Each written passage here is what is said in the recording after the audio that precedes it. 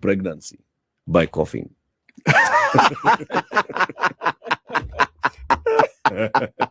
Let that whirl.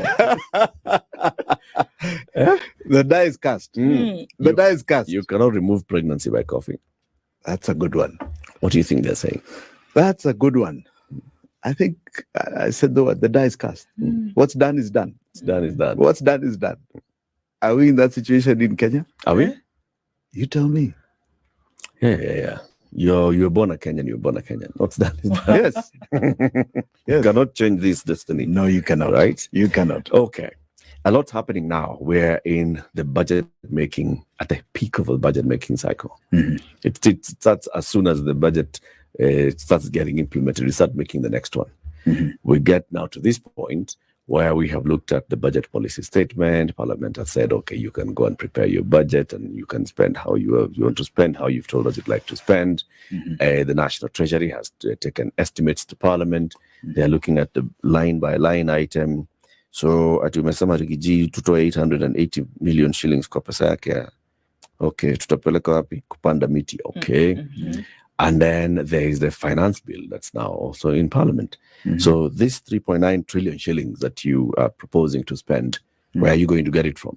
And the finance bill is talking about that. The tax measures that will raise the ordinary revenue for government. There's a lot of conversation about the various elements of the tax measure. But now let's talk about it from the top, looking at all these things. What do you read in the current budget process, the proposals for the 2024-2025 expenditures and revenues? Now, I wish we had all cited, as per our constitution, the estimates of revenue and expenditure. We hear it in a committee of Parliament. I don't think the public has seen it yet. We don't know what this budget is about. It's supposed to come out of the appropriations bill of those estimates. What I'm seeing is debate on the finance bill. The finance bill is not part of the budget. It's just a revenue-raising measure of the budget.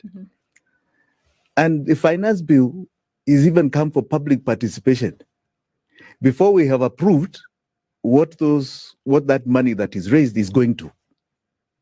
Now, if you look at the sequence, that's the sequence in law because it is clearly stated in law. You publish the revenue and expenditure estimates. All right? It goes to the committee.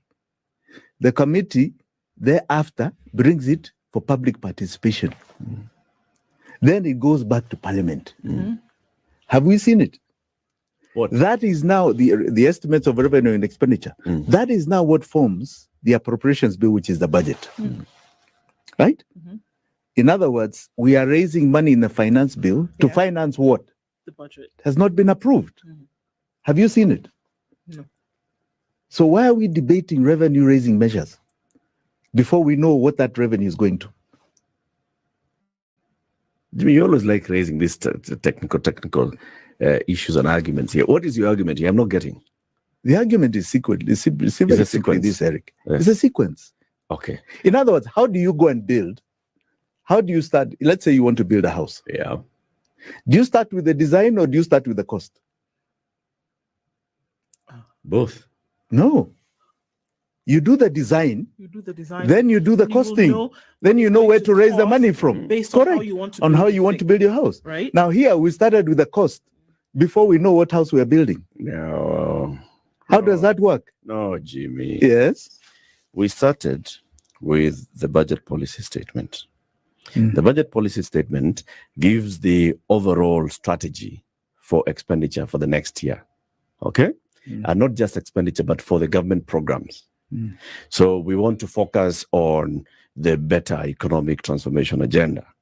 And we want to look at health. We want to look at housing. We want to look at supporting MSMEs. We want to look at the digital superhighway. We want to look at all these things. We want to look at education. How do we improve education? These are the areas of focus in the next financial year. And with that, we estimate that, we'd like to put in X amount of money into this particular sector, X into this particular sector. In total, it comes to 3.9 trillion shillings. So this is the focus that we are proposing as government to do in the next financial year. It goes to Parliament. It went to Parliament. It's supposed to go into Parliament by February. It went to Parliament.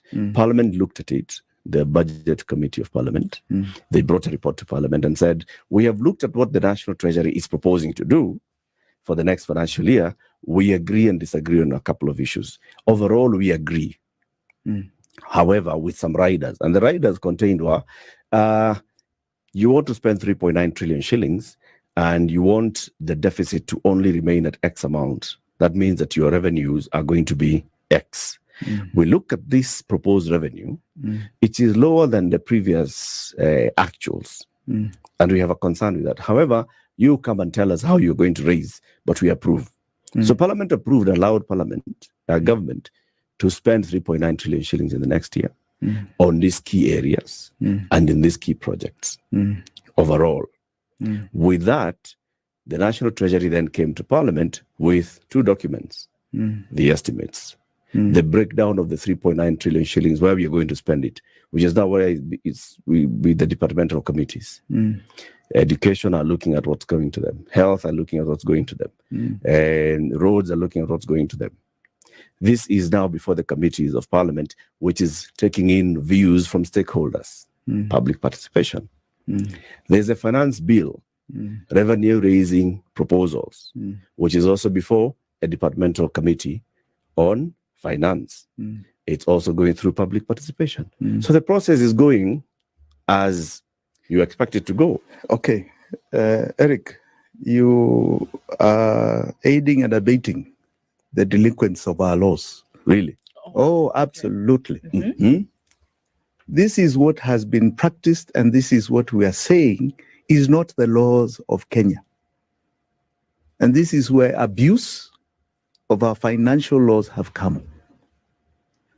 Where is the budget policy statement made law? Does it become law?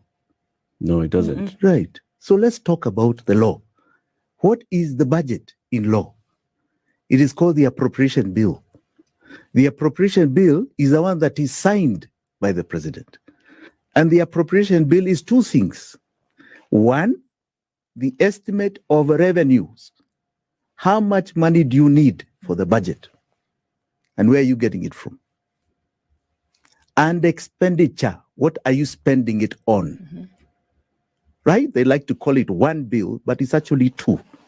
Because it's also further divided between development and recurrent expenditure in both revenue and expenditure.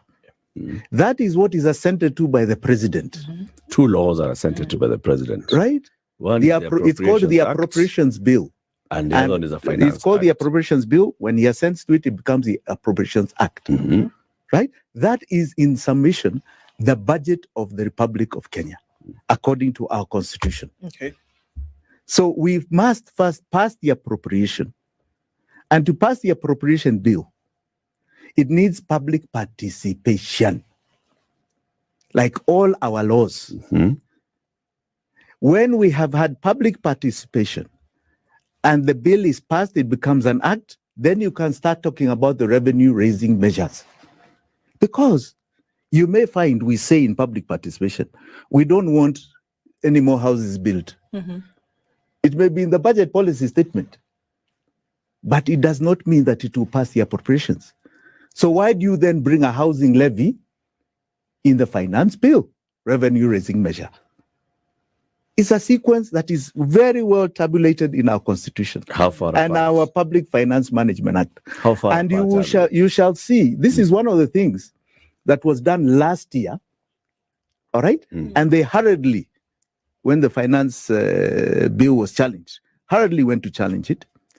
And they were shown what they had not done. And they've done it again this year. That's why I think you've heard Omtata has gone to court. Okay. Mheshimiwa Omtata has gone to court. Yeah. Is this sequence? So are you So saying, why are we public participating on a finance bill when we have not even passed what it is raising money for? It does not work like that. So the current conversations that are being had about the finance bill and the issues that have been raised therein, you're saying that it is too early in the game to be having Yes, that conversation? absolutely. Absolutely. Absolutely. And I mean, look at what we're debating here. You know, I watched Kwame Owino, the Institute of Economic Affairs, the other day on TV. And I hope I'm quoting him right, because I had not done the numbers. He said, this finance bill is proposing up to 200 tax propositions. 200. It's unprecedented in the Republic of Kenya. 200 tax propositions. All in indirect taxation, right? Or mostly in indirect taxation. Now, 200 to finance what? Have they told you how many kilometers of road they are doing? Unfortunately. How many hospitals they are doing? Do you know? No. You've been talking about what they are cutting from people's offices. But do you know what they are spending this money on? It's contained in those estimates. Do you know how many jet trips are there? Have you approved them? It's contained in the estimates. No, where? Which estimates have you seen? The ones that where the stories of what is being cut. No. Which estimates? Where have they published, first and foremost, the revenue estimates? Have you seen them? Expenditure is what you're talking about. Tell me where the revenue estimates are. They do not exist. And I've been saying here for almost 2 years, as long as you do not follow the laws of Kenya, you're in trouble. And that's why we are in trouble. And we'll continually be in trouble. I can understand raising the alarm about that, Jimmy, but maybe we shed light on then, what is the importance of then making bare the revenue estimates? Why would you need to have that information in the public eye before you get on to the next step? Because the revenue estimates tell you everything. They tell you exactly where we're going to raise money. What is our target? And then what it is for. Okay? It's to be spent on what? Okay. And I'll tell you, because they do not publish it, is where they've been hiding the element of debt, which I've been talking about. Okay. So over the last 12 years. So if you were to make the revenue estimates available and very clear, then you would be able to then connect, because the things that have come out in the finance bill today is this hue and cry. Everybody shouting, motor vehicle tax, I don't know, eco tax, this, that, the other thing, the 200 that you mentioned. Why it would then make sense, from what I'm hearing you say, is that if the revenue estimates are being made bare, then in the finance bill where you hear all of these things that are being suggested in terms of what ought to be done to raise this money, then you'd be able to say, okay. It then makes sense why we're introducing a motor vehicle additional tax, because this money that is going to be spent on 52,000 kilometers of road needs to come from somewhere, and we've earmarked that this tax then will fund that action. Correct. Okay. Correct. Now, I even want to just go to this current financial year. All right? Yeah. Just to tell you and show you the mischief.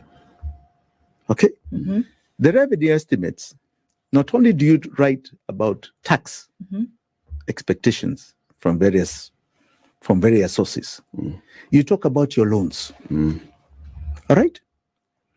So Parliament last year passed foreign and external loans, right, of 313 billion shillings, right, for the expenditure called development. And if you look through the entire budget, that is all they passed.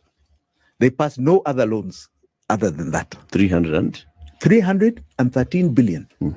At the time, said for a development expenditure of 870 billion. In other words, the balance was to come from our taxes, our tax revenue. Do you know, just 2 months after that, in what I like to call what is called the actual revenues and exchequer issues. Just 2 months. Whatever you do it for less at Harbor Freight. Do you want an easy way to create professional invoices? Try it free at skynova.com. The Minister of Finance in August, mid-August, says that now, can you see the first column? Domestic borrowing approved by Parliament, right, Yep. is 686 billion. Yes. Mm. It does not exist in any budget or appropriation bill. Does not exist. Does not exist at all. He even then further adjusts external loans and grants. Remember I said it was 313 billion Yeah. to 570 billion. And 20. Okay, 520. No, sorry, no, in fact, I'm reading the wrong column. It's the full year, 688 domestic and 870 external loans and grants.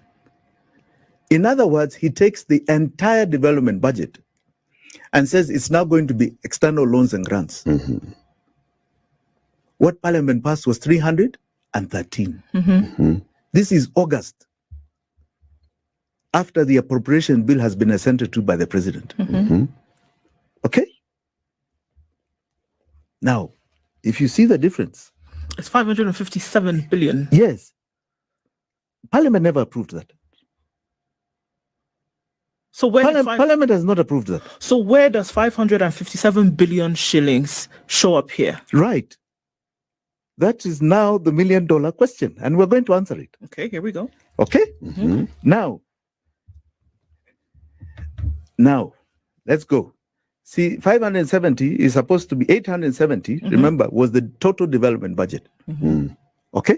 In the budget. In the budget. In the 3.6 trillion shilling budget. Yes. And let's clarify why you're saying that, because on this sheet, it's called external loans and grants. Yes. But we know that the only place that you can use borrowed money for in this country is development. So Correct. that's why you're calling it development budget. Yes. Okay. Because that's actually what was passed in Parliament. The appropriation says we are borrowing external loans and grants, right, of 313 billion for development of an 870 billion budget. Now here, the minister publishes 870 as external loans and grants, the entire development budget. Okay? The entire development budget. Yeah. Now, if you just do a simple calculation of 688 domestic and 870, you're going to get a figure that is almost something like 1.6 trillion shillings of borrowing. Yeah. All right? Now, this is the actuals and revenues of 30th of April 2024. Right? You can see that they revised them again. If you go to the second last column, they revised them again. Okay? Yep. 851 To be the domestic borrowing. And 849 To be the external loans. to be the external loans. Right? That takes you to about 1.9 trillion. Yep. Okay? 1.8, 1.9 trillion. Yeah. I'm saying Parliament only approved 300 billion. Okay, Jimmy. Now, Where the largest, was that the approval largest, the contained? largest, which content? In the budget, in the appropriations bill. That's in the Appropriations, Appropriations Act. of 2023. Correct. Do you have a copy of it? Yes. Okay. You'll Yes. show us. Yes, I've got Okay. it. So the Appropriations Act of 2023 has a total development budget approved by Parliament Of and that 870, becomes law of 870, 870 billion shillings going to development of Yeah. which, in a 3.6 trillion budget. no, Eric, for the clarity of everybody, let's go slow. The total development budget in the Appropriations Act of 2023-24, which is the budget, the total development budget is 870 billion. That is what was approved in June last year. Okay? June 2023, this year. Okay? Of which Parliament approved 313 billion To be borrowed. external loans and grants. Yep. The balance to 870 was to come from our tax revenue. Yeah. All right? Okay. You are now seeing a graduation in the actuals, revenue and net exchequer issues from the Treasury, which is a gazette notice by the minister, by the CS of Treasury, that is telling you that they have revised all their estimates of borrowing And they're now going to borrow almost 1.9 trillion. Okay? Parliament only approved 300. So they are borrowing to the tune of over 1.5 trillion shillings that Parliament did not approve. Are you saying that the Appropriations Act had already breached the law? No. Because the Public Finance Management Act says that you shall at least have a development budget of 30% of your entire budget. 870 billion shillings over 3.6 trillion shillings budget is less than 30%. The tragedy of that number... That Parliament had approved a development budget of about 24%? Yes. Now, the tragedy is that it goes even lower. If you look at the column, right, which talks about development spending, NG development spending, what does it say full revised? 457 billion. It's even less than the 870. Yes, it is. It's about half. Yes. I've got a problem that I'm pretty sure you can help me with. Yes, you will be paid for helping me. Actually paid really, really well. So it's worse than 870. Okay. Okay? Okay. But that's at national government. Yes. Because if you look at it, then the national government budget is 3.3 trillion because there's 300 billion that has gone to counties. Yes. But even then, it's still lower than that. Yes, 30%. national government development spending. That is what PFM talks about. Yeah. It's less than 24% that you're talking about. Jimmy, the question here is that these numbers have been shared publicly. Yes. If there was something amiss, why would we have it in a public document? Or is this a situation whereby you're hiding something in plain sight? Exactly. And we've been saying that for the last 2 years. It's there for all of us to see and read. And the greatest thing is that right now, I think pain has a way of making people want to understand a bit more. So people are reading. Your headlines are changing. People are focused. Mama Mboga today knows it's not just the price of the things they have in their hands. They want to understand why this is being caused. Okay? The economy has taken center stage. And I really want to say this today because I've seen what I believe are distractions with so-called UDA wars in the headlines. These are plain distractions. UDA can have all the fights in the world. The main issue today is hii mambo ya pesa.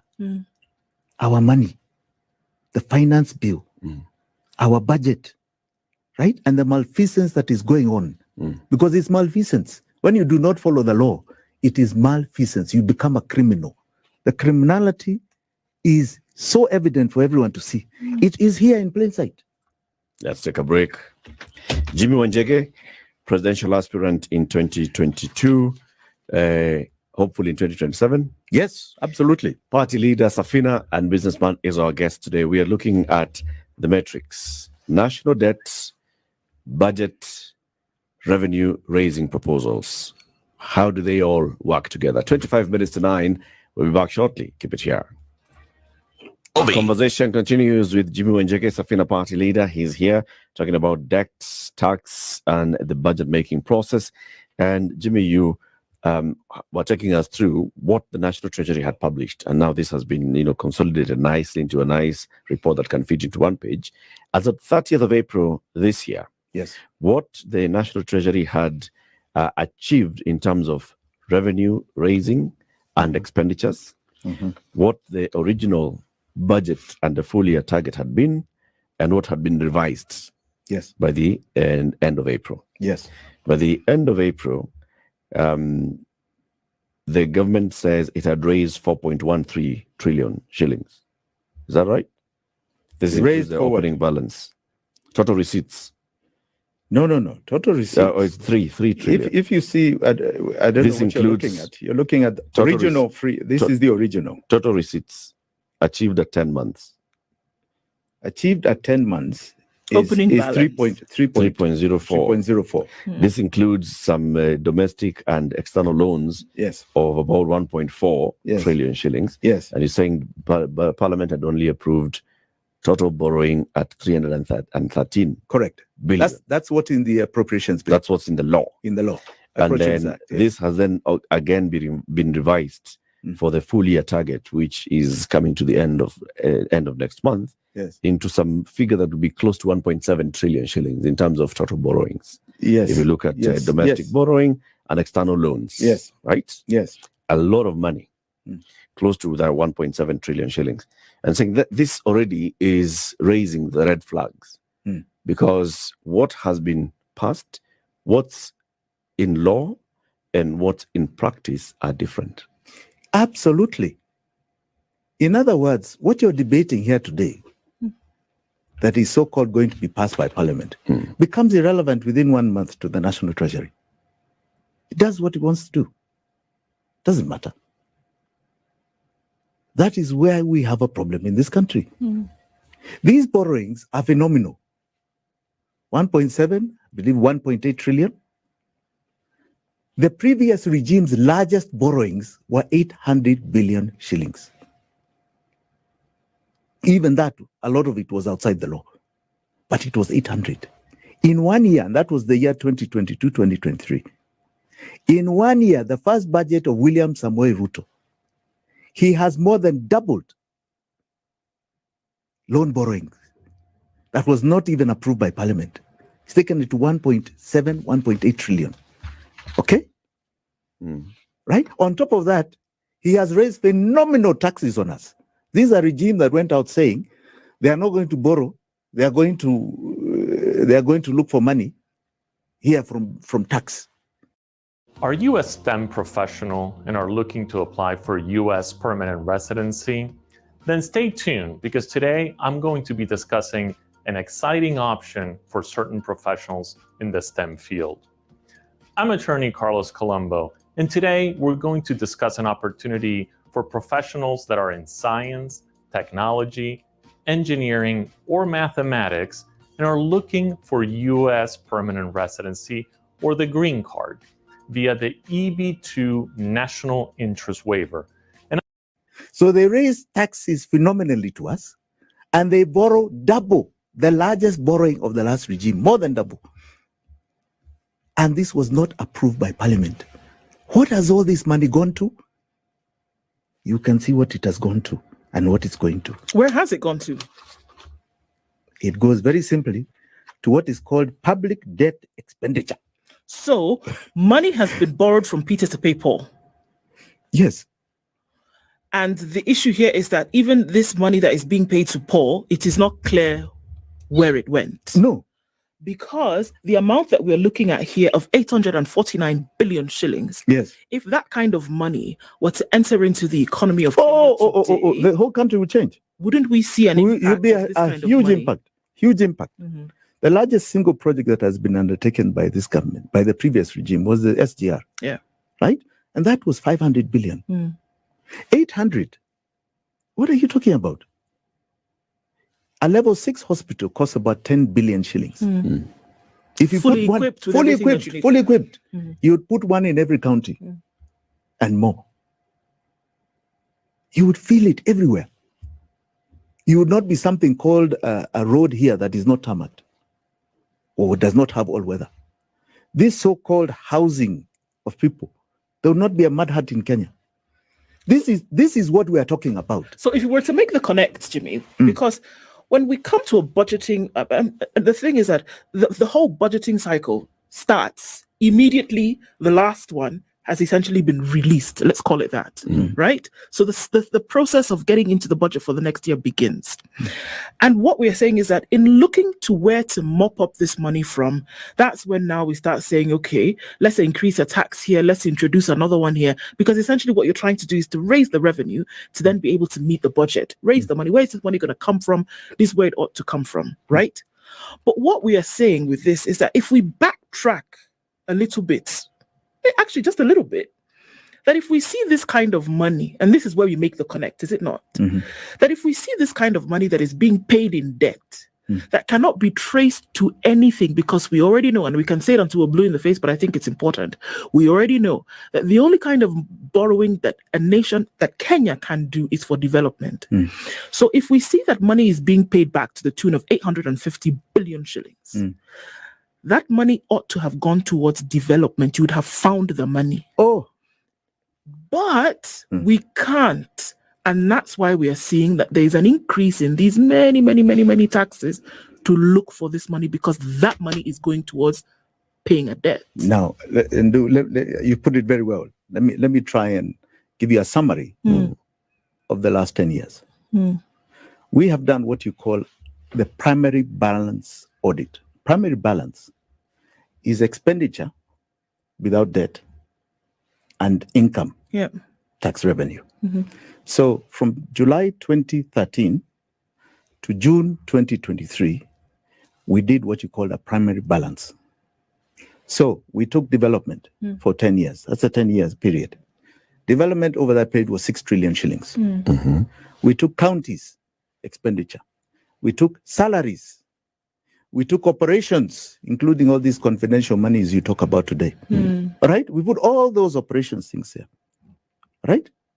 And we said, what is the number? Remember, we have not put debt payments. The number came to 14.6. Those are our expenses in 10 years as a nation.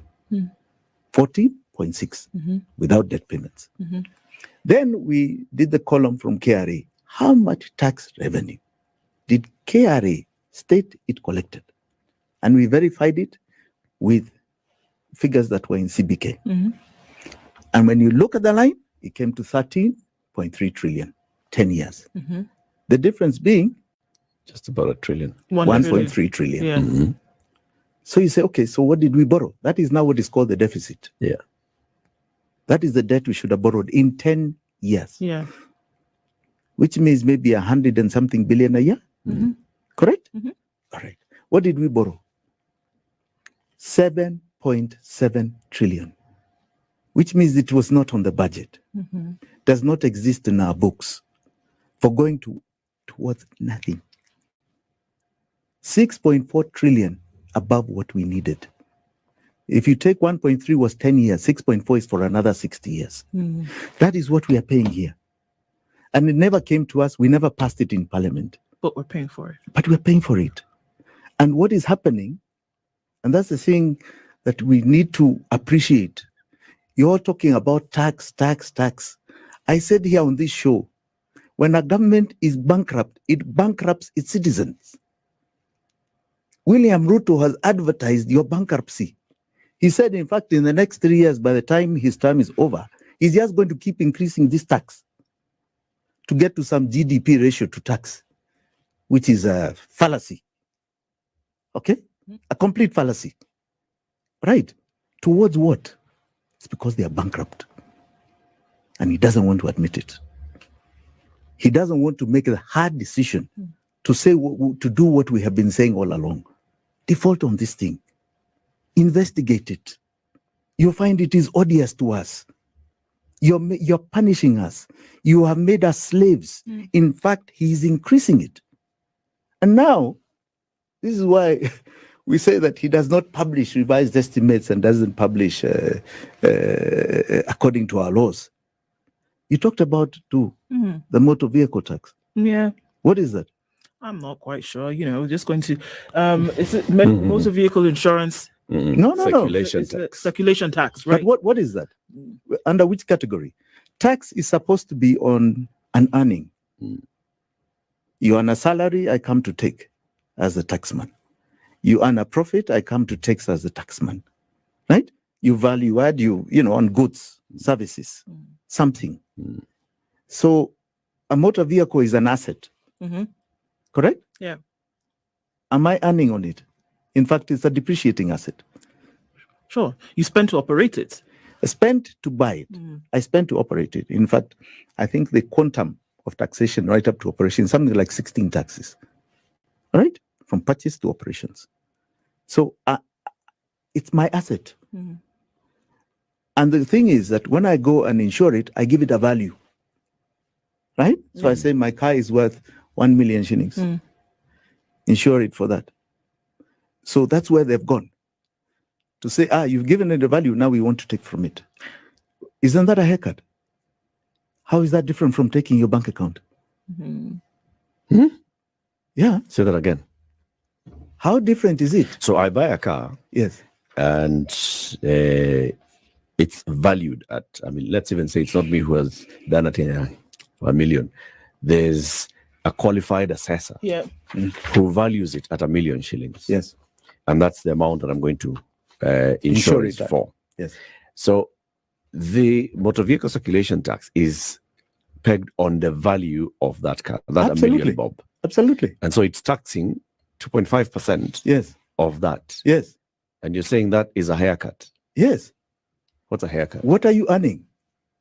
What's a haircut? A haircut is anywhere where the sovereign is made to cut their savings, their values, their assets to support a state.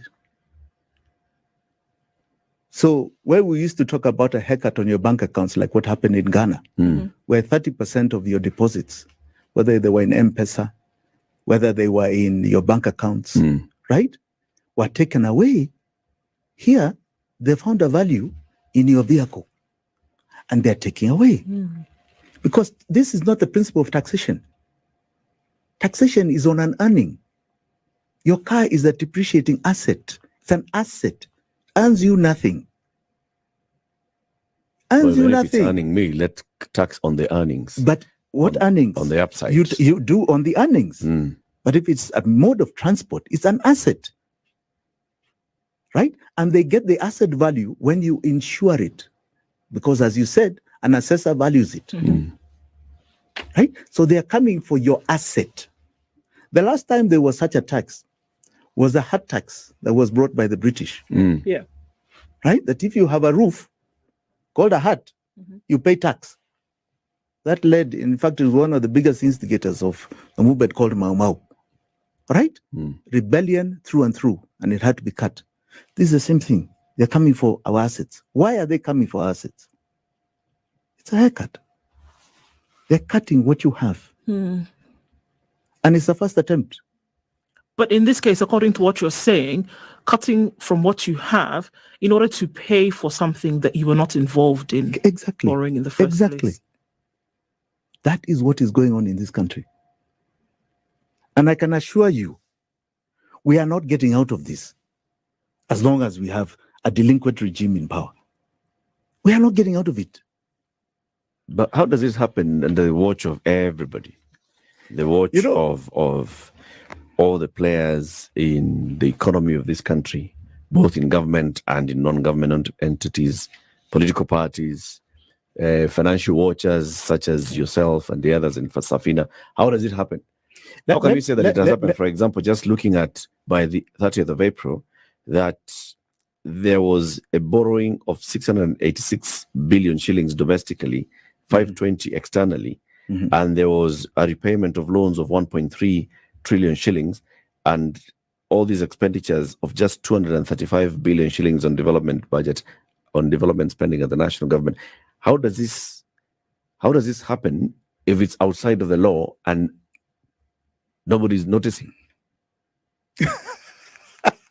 It can't be. I must laugh. I must laugh at that question, because we like to go into this belief that we still have a modicum of some institutions here. Yeah. I think if you're going to assess the last 11 years, I think that fallacy should be thrown in the garbage. Right? We don't have institutions. We don't have. But do we have individuals? How many times? We have individuals. I commend the COB. I commend the Auditor General. They write reports. They bring out all these. They take them to Parliament. What happens? They take them to ACC. What happens? Which institutions are you talking about? Yes. In fact, the only people now who can bring attention to this are the ones who are keeping the government afloat, who are loaning. this government, IMF, World Bank, and I'm now starting to believe they must be complicit. Although I'm hearing murmurs. But there's even more. I'm hearing murmurs that they are now asking questions. Who lends the government domestically? Correct. Retail. And where is it? And where is it? Retail investors yes. are the biggest lenders. Correct. And Retail is you and I, Jimmy. We went through it. We went through it here. Here we are. Our money that we deposit in banks, right, goes towards treasury bills, loaning the government. And then they come back to us for taxation to pay it. And you cannot tell where that money went towards anything. It has never built a bridge here. It has never done anything. The other day, I saw the most ridiculous thing. And again, look at this. Parents' side just last week. They said the government has invested our housing levy money into government bonds. So here they take money from us, it becomes their money. Then they want to borrow their own money. And pay interest. And pay interest. So they come back to us for more taxation to pay interest on what we already contributed as a levy. And even the media, the sad thing is, even the media did not get it. Some of the experts in the media were talking about absorption. Absorption. So they're investing the money because there's no absorption to build housing. That's not the issue. What's the issue, Jimmy? Why? Where does it say they can borrow their own money? To do what? Who told them that they are supposed to invest and come back to us to pay that so-called profit in interest? Where does it say that? These are delinquents.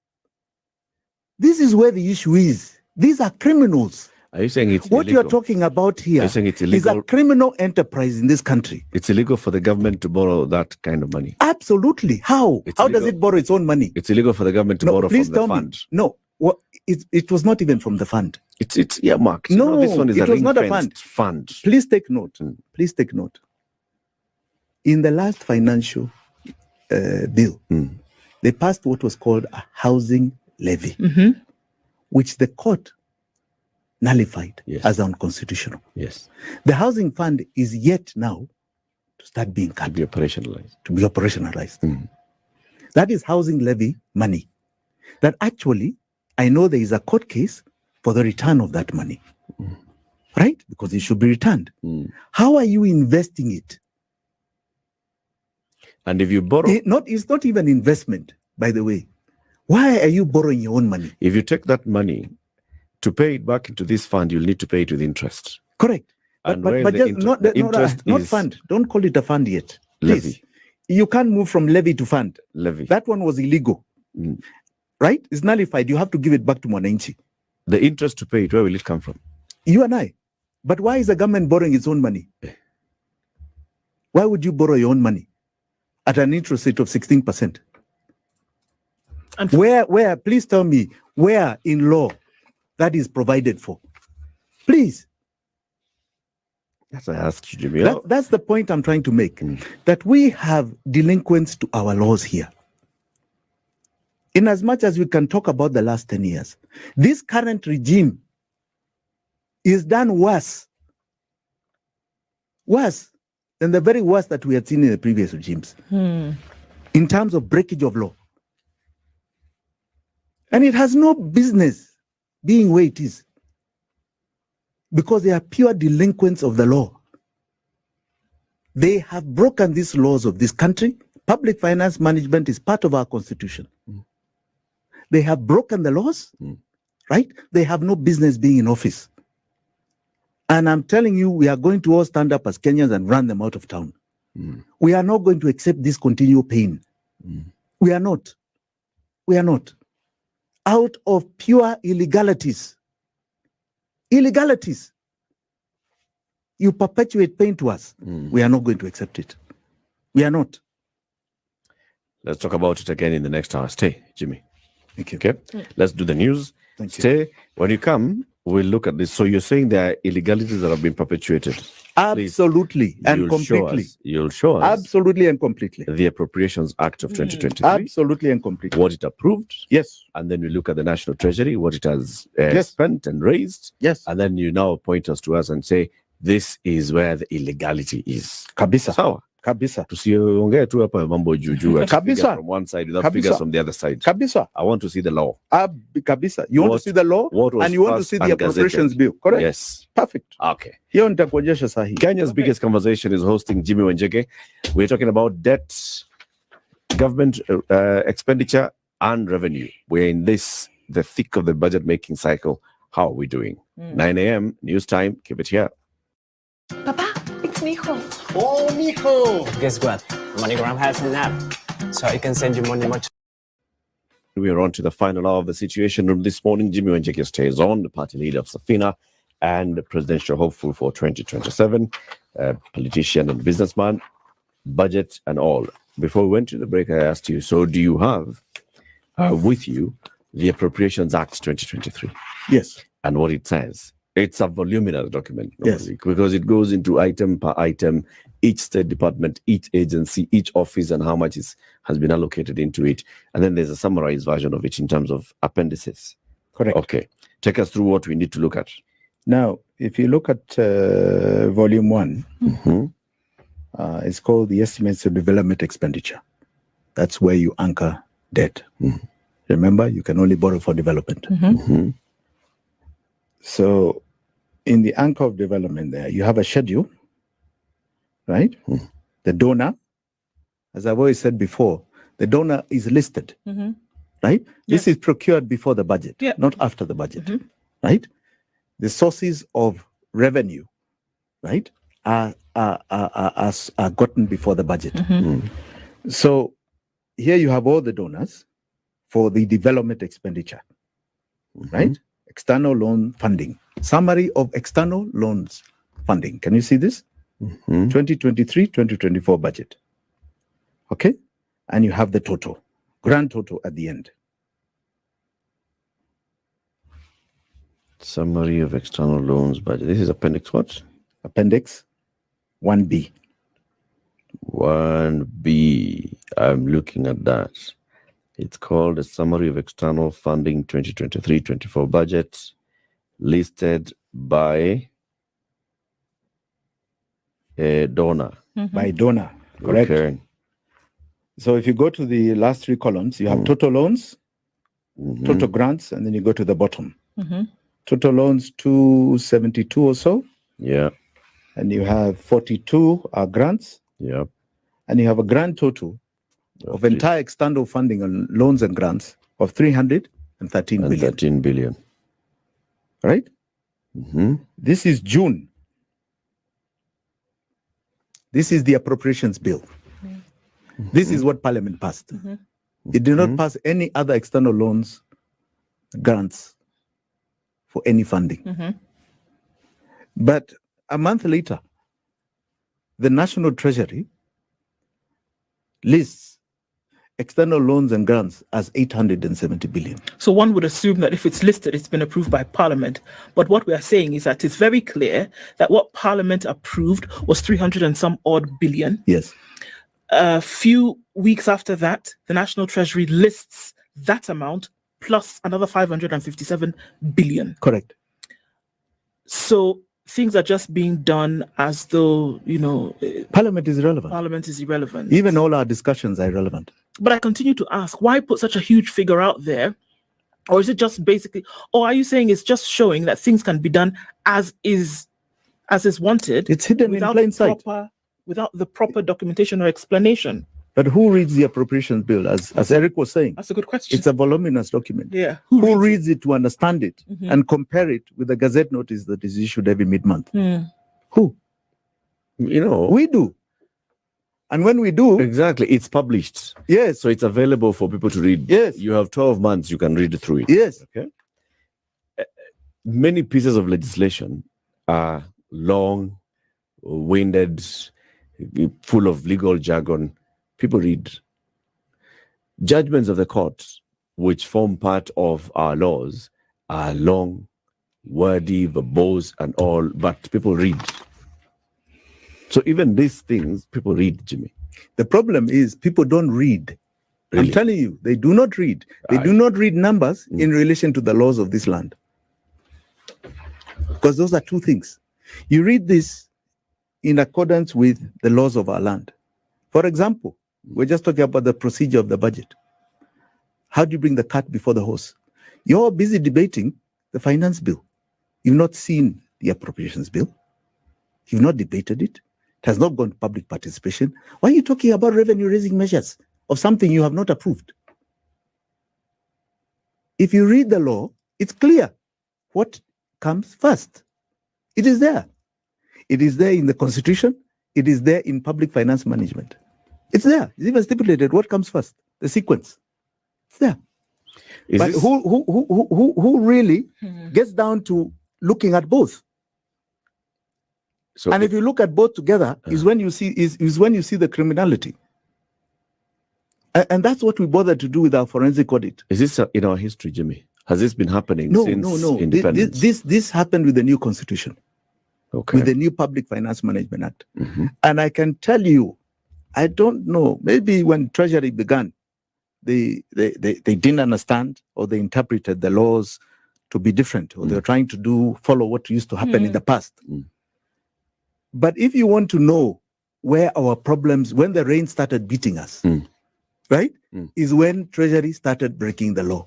And they started breaking it 10 years ago. And they still are at it. Are you saying, Jimmy, that before the new constitution, what was passed as a budget, what was gazetted as the appropriations, was never tinkered with by the Treasury? Yes. It was nowhere in the near. Kibaki days. It was no. Oh no. You cannot put malfeasance to the Kibaki days. Nothing happened. Even domestic borrowing had a leeway. It was not. Remember at the time it was not Public Finance Management Act, right? Yes. It was different financial controls, and they had leeway. But a lot of these laws were specifically embedded in our constitution and in public finance management because we needed accountability. Everybody felt that giving leeway to Treasury, to a president, to this and this, must now have an accountability process. And it starts this way. The law of how you process our public finance management, right, is embedded in the Constitution, Public Finance and Regulations. Controls. It is called controls. And you do not veer beyond controls.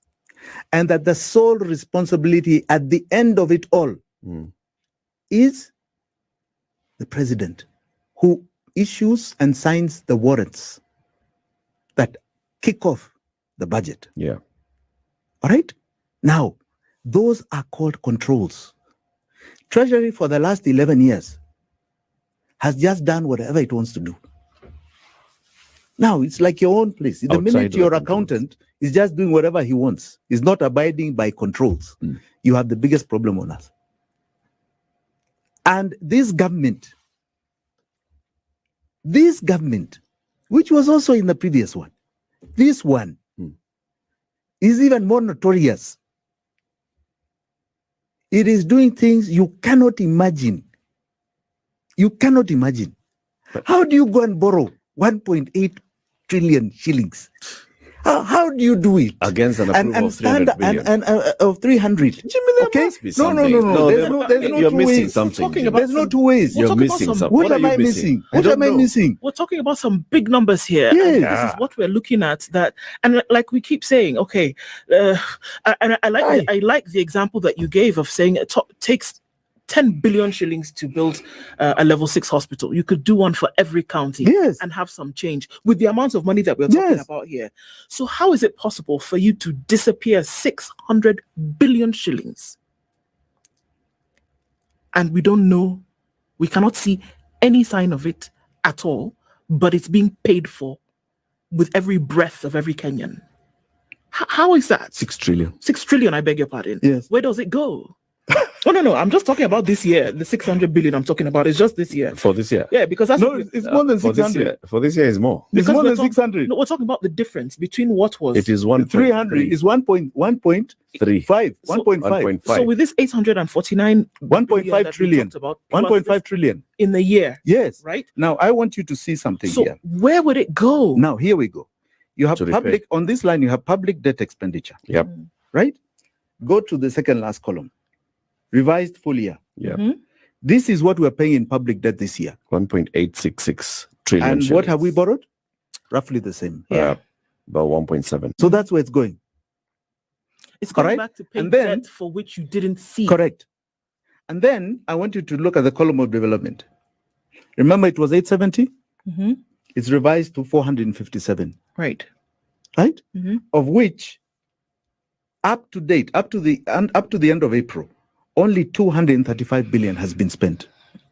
So, what is fueling growth in this country? Government is not doing it. Counties are not receiving their money. For us in the private sector, it's too expensive to borrow. It's costing us plus 20 interest rate, right? So, what is fueling development? What has been stabilized in this country economically? We are sinking. This is a sinking ship, okay? And they are sinking us by the day. And we must wake up to this reality. We must seriously wake up to this reality. What is this thing? Why is this happening? What is this that Kenyans are so cursed to? And I can only go back to what I believe is planned poverty. There's a matrix of planned poverty. To what end, though? Planned poverty was brought here by the colonialists. When the colonialists was fighting in Europe, they did the scramble for Africa. And when they came here, they created a plantation crop. Coffee, tea, sugarcane, plantation crop. In other parts of Africa, they did cocoa, right? Sisal, those things. And even there, they created regulation as to how much is going to be planted by a native. We were called natives. Okay? Yeah. Where the colonialists could only do so much because there were not very many of them, right? The native was given a license to plant on his own land, right? And was told, this is your price. A lot of studies have shown that planned poverty, right, has made the difference between our standard of living and their standard of living because of the price margins. All right? Now, it is a model that has continued in independent Kenya, where this country generally has about 60% of the population worrying about an item called food. And that's it. And the aspiration is to take their child to school, right? Again, brought by the same Zungu, taught in many ways as a brainwashing method. Okay? The child is supposed to take the family out of the poverty cycle. And if it doesn't happen, it's okay. They'll come back and be another hand to bring food to the home. Then you have a middle class, who have salaries, who have kidogo soft life. They're able to get a few loans, mortgage, right? There's lower, middle, and upper middle class, right? That are no more than 30% that are kept there, right? And they're controlled there. They're the educated, right? They're the strong civil servants, the professors. But, they're really a salary away, a default on a loan away from poverty. So they never stick out their necks to fight a government, to ask the tough questions. They don't. Then you have 10% who are the ruling elite, of which only 1% are the true ruling elite. The others are just believe they are, but they are not. It's like what we're talking about parliament, right? What are they changing even with all this information here? So it is a controlled way of managing a nation. And that era has gone. That is why over the last 50 years, we fought for political rights to have a say. And we got it. I believe we achieved it with the new constitution, right? The new constitution was about political rights. And political rights are about cutting up this cake called Kenya. Cutting it up. So devolution is there. My slice, judiciary is independent. Supposed to be, right? Now we're in a different era. We are complaining about governance. That's what we're doing now. We're complaining about the governance of our political rights. And we are complaining and we are learning. One thing that I have decided I must is teach, is educate, is enlighten because leadership is about that. So we are learning about the wrong governance of it. But we have not understood that we're now in another phase. This phase is called economic rights. And economic rights is about baking the cake. And the same struggle we had for our political rights, whether it was removing the Mzungu from here, colonialism, whether it was removing our local Mzungu in terms of our dictators and removing T2A and changing and bringing democracy of the new Constitution 2010, is going to be a similar fight. Those fights took a lot. They took lives. They maimed people, they hospitalized people, they brought the country down in many, many times. It's going to be the same fight for economic rights because this is about baking. Who is baking this cake? And for whose benefit? And baking the cake is a fight and a half. Now, we have very interesting history. Everything that happens here, and I say in the continent of Africa, has something to do with what's happening outside. We like to feel when we got independence that we had our good Mau Mau that went and fought. Yes, and they took on the British Empire. That was the largest empire we've known in the world, 500 million people. And we are the only ones who did it here in Kenya. And yes, we may have been a catalyst. But between 1958 and 1964-65, most of Africa was freed. That period corresponded with the next wave of European fights. So it had gone from the World War of 1945 to now the Cold War. Okay? Remember, Scramble in Africa was about their wars? Yep. Now, our independence was the beginning of their Cold War between East and West. If you look at 1992, in fact, 89 to about 93, 94, when multipartyism came in, which the same Zungus were very good at pushing. It happened when you had a total closure of the Cold War. Yeah. And now the West was consolidating. And what had happened, they had too many rich dictators in Africa. Too many people that were able to look at them and knew them. So democracy has a way of making you look at your own place. You can't see anybody else. So we were made to focus on our own place. We are now going through the next war, and you can feel it. It started with COVID, right? It is an issue being pushed on climate control. Why? If you ask the Middle Easterns, they'll tell you it's because they want to take away oil as a source of energy. You have now got the resurgence of Russia and China coming up as maybe the next wave or next empire. Again, we are the ground under which this is fought. And we have to decide this time around as a nation whether, we were not there when our forefathers were colonized. We now know a lot more. Maybe the battle is bigger than William Samoei Ruto. We are complaining here about governance. But I believe the battle is bigger and wider than William Samoei Ruto. What do you think needs to, because I think when we look at these numbers and we talk about the fact that, a lot of people don't read, I think there's also the element of really then being able to decipher what these numbers actually mean. The point that you brought out today, we're talking about appropriations. We should be talking about appropriations, and we've not. And we're talking about a finance bill, which comes after.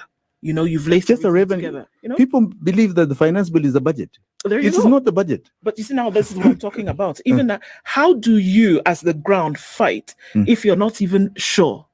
But we have articulated our slavery. Exactly. All right? Yeah. According to these numbers, as of the end of April, 75.1% of our revenue has gone to debt. Okay? If we are going to look towards the end, I think it won't go below that. Because I think Kenya Revenue has said that they will not even reach their revenue target. They've said that they may be short about 300 billion, which means that they may be only about 100 billion more than the previous financial year. So we're probably getting to 80% of our revenue going to one item. It is huge. It is. Lou, I heard you this morning talking about confidential votes. I'm telling you, these are just people who are eating What's sinking confidential vote, by the way? Confidential vote, it's very unfortunate that it is being shoved around the way it was. Confidential vote is something that was institutionalized in NIS, right? That there's money that the intelligence services need to collect money that they really should not be held accountable For buying information and for so buying on and so information. forth. Okay.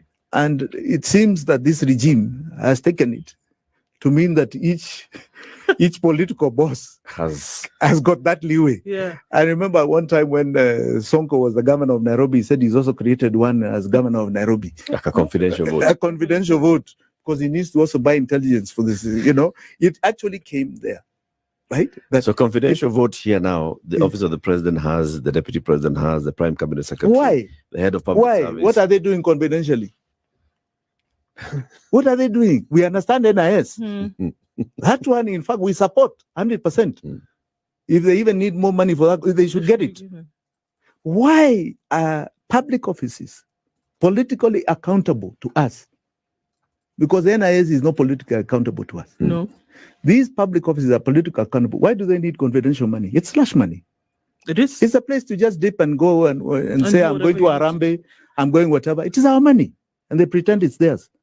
Or buy people, buy MPs, buy this, buy political favor.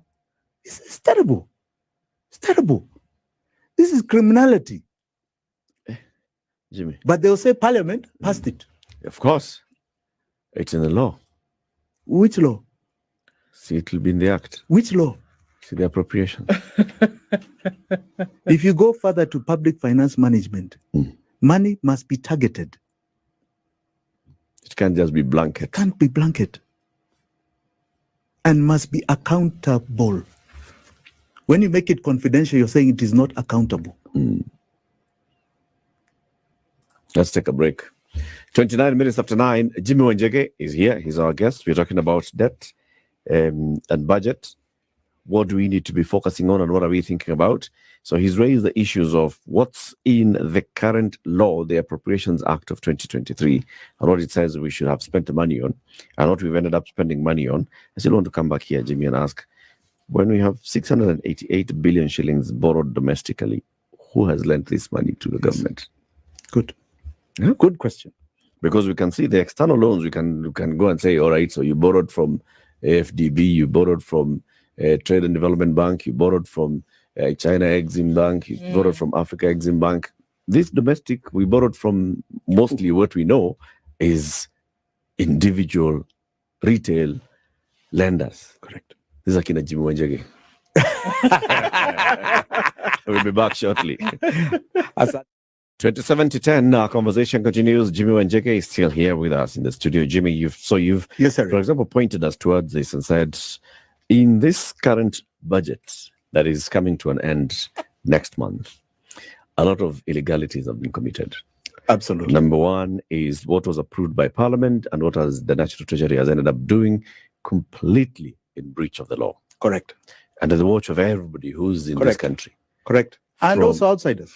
Even outsiders. Yes. Even those that, raise matters with us. Correct. Even those that have been lent us money and are continuing to lend us money. Correct. So why would this happen?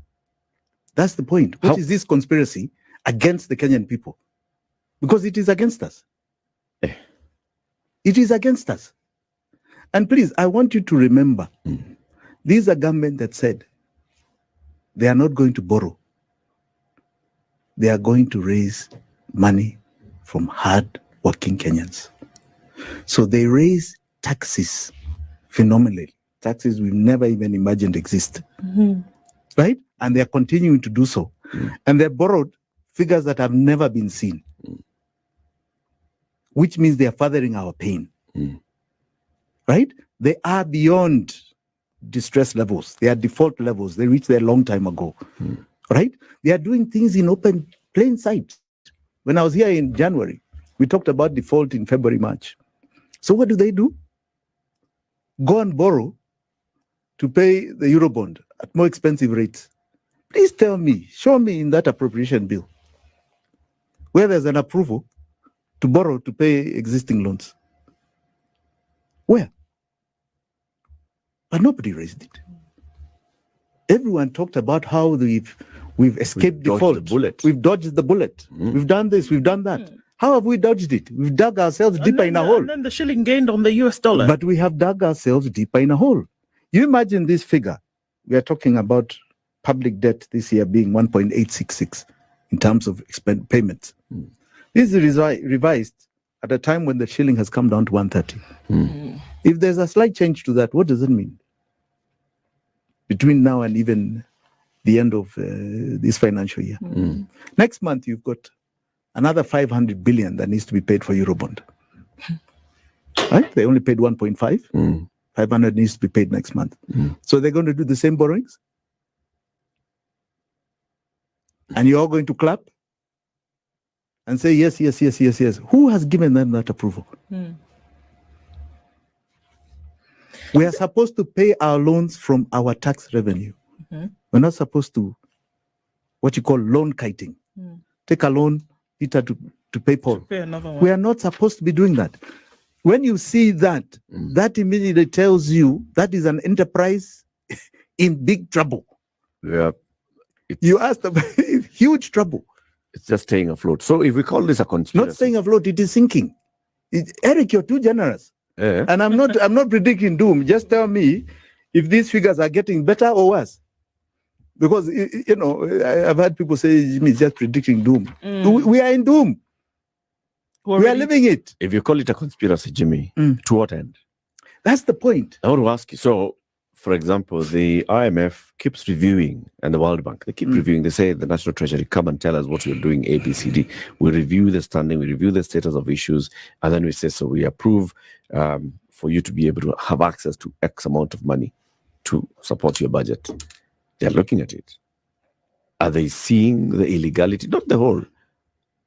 The illegality, the flouting of the law? I can assure you, they are. Do you want an easy way to create professional invoices? Try it free at skynova.com. The industrial grade products you need. Granger, for the ones who get it done. And I can also assure you, some of them have been asking questions. But then what's all right? But somewhere there seems to be an acceptance that let us just help them. Like they're helping us dig our own grave. So what is the purpose? What is this purpose? Okay. Why are we being sunk? So that's one side. Yes. Internally, locally, we've got people such as yourselves. We've got civil society entities that deal and look at budgets, groups of economists, that look at budget, that understand these things, that can look and decipher. This is the Voluminous Appropriations Act. This is what's coming out of the National Treasury. So regularly, they can actually look and see.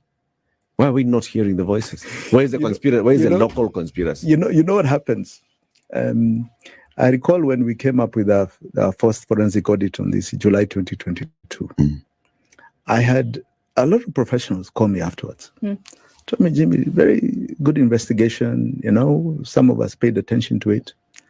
But most Kenyans, even as professionals, like this was a lawyer who said, we don't do more, we don't know math more than 1 + 1 = 2. So you're talking a lot of things there. Yeah? Law, money, that's we're, complicated. Maybe you keep talking, maybe we'll get it. And those are the professionals. Those are professionals. Yeah. Now, 2 years down the line, okay, I think we're having more and more discussions about it. Primarily because I think some of us came on these shows, your show, here. And people started paying attention, more and more attention. I believe along the way, maybe we've tried to simplify it for people. But even then, they are very far.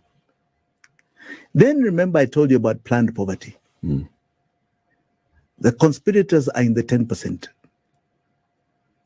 All right?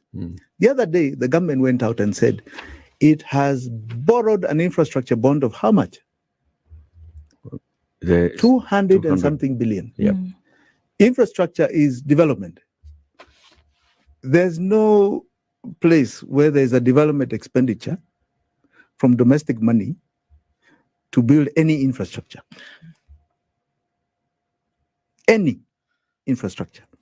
You've seen with the development budget here, expenditure spending is only at 235 billion by the end of April. The infrastructure bond was more than that.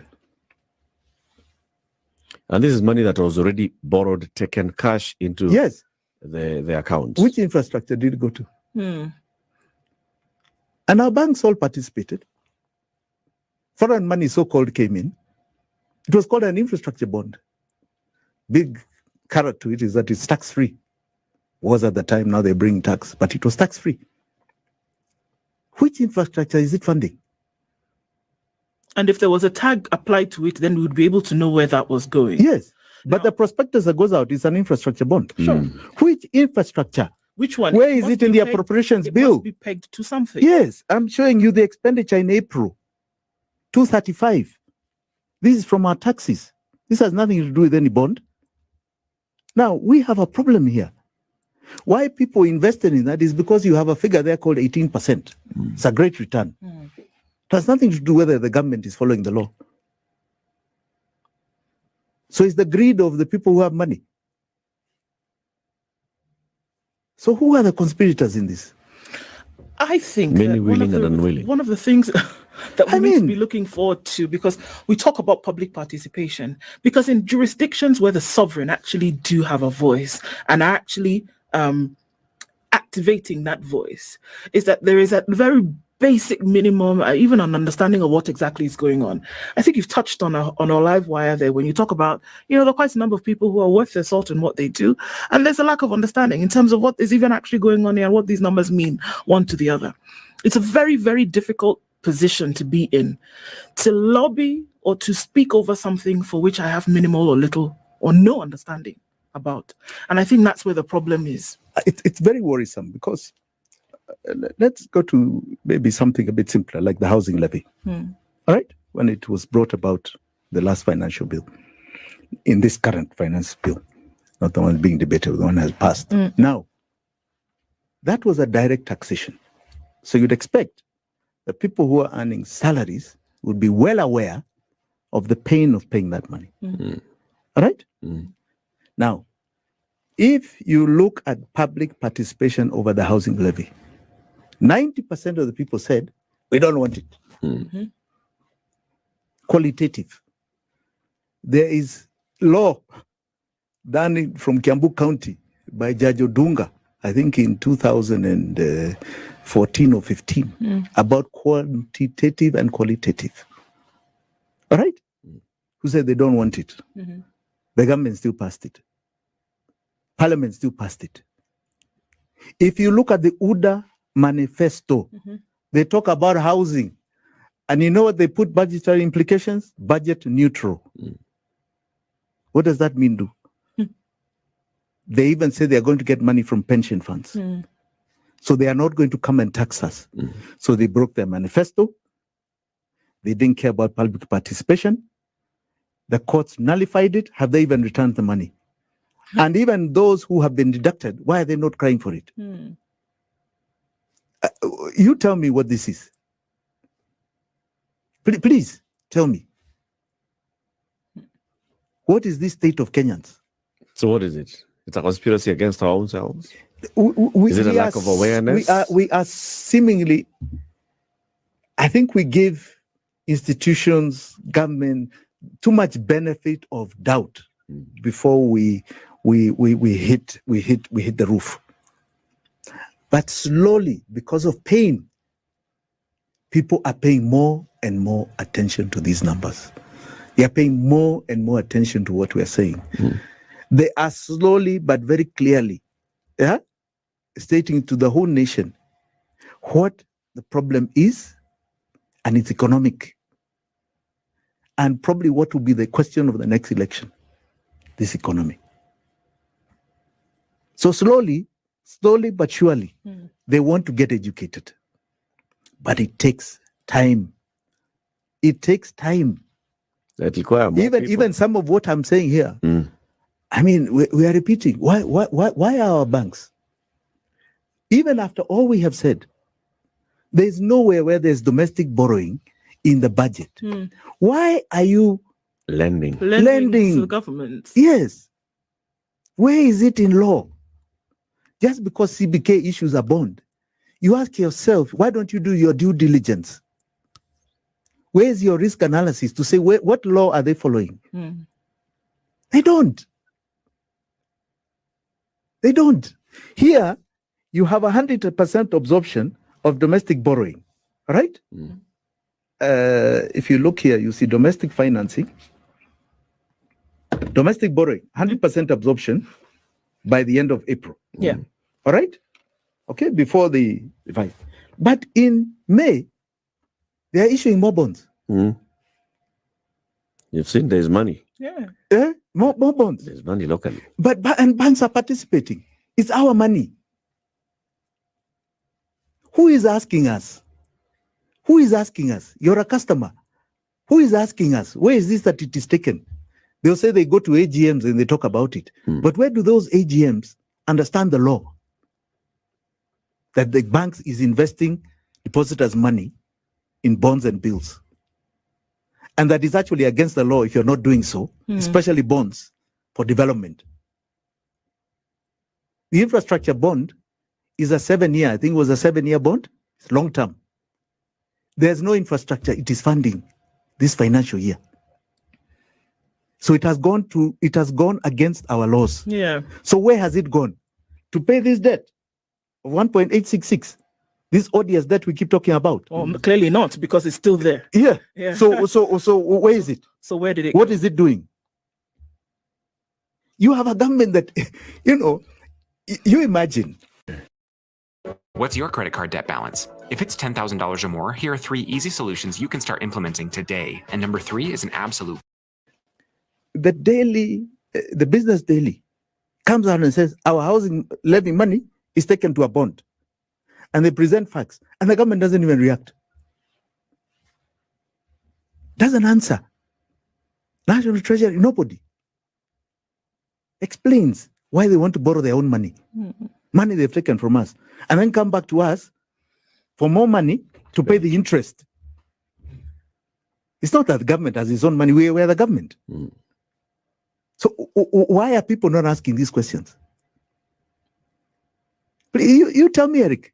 Well, this is the thing, Jimmy, though. Can you ask a question about something that you don't have, at the very least, at least a basic understanding of exactly what this is criminality. Sure, but we don't even need to ask. We just need to state it for what it is. This is criminality. These people should be hauled to court. It's so simple. You break the law, you go to court. Somebody steals money, this is theft of money. Go to court. Because if you're not following the law, then it is theft. You're breaking law, go to court. So how come we don't even have these cases in court, Jimmy? That's the point.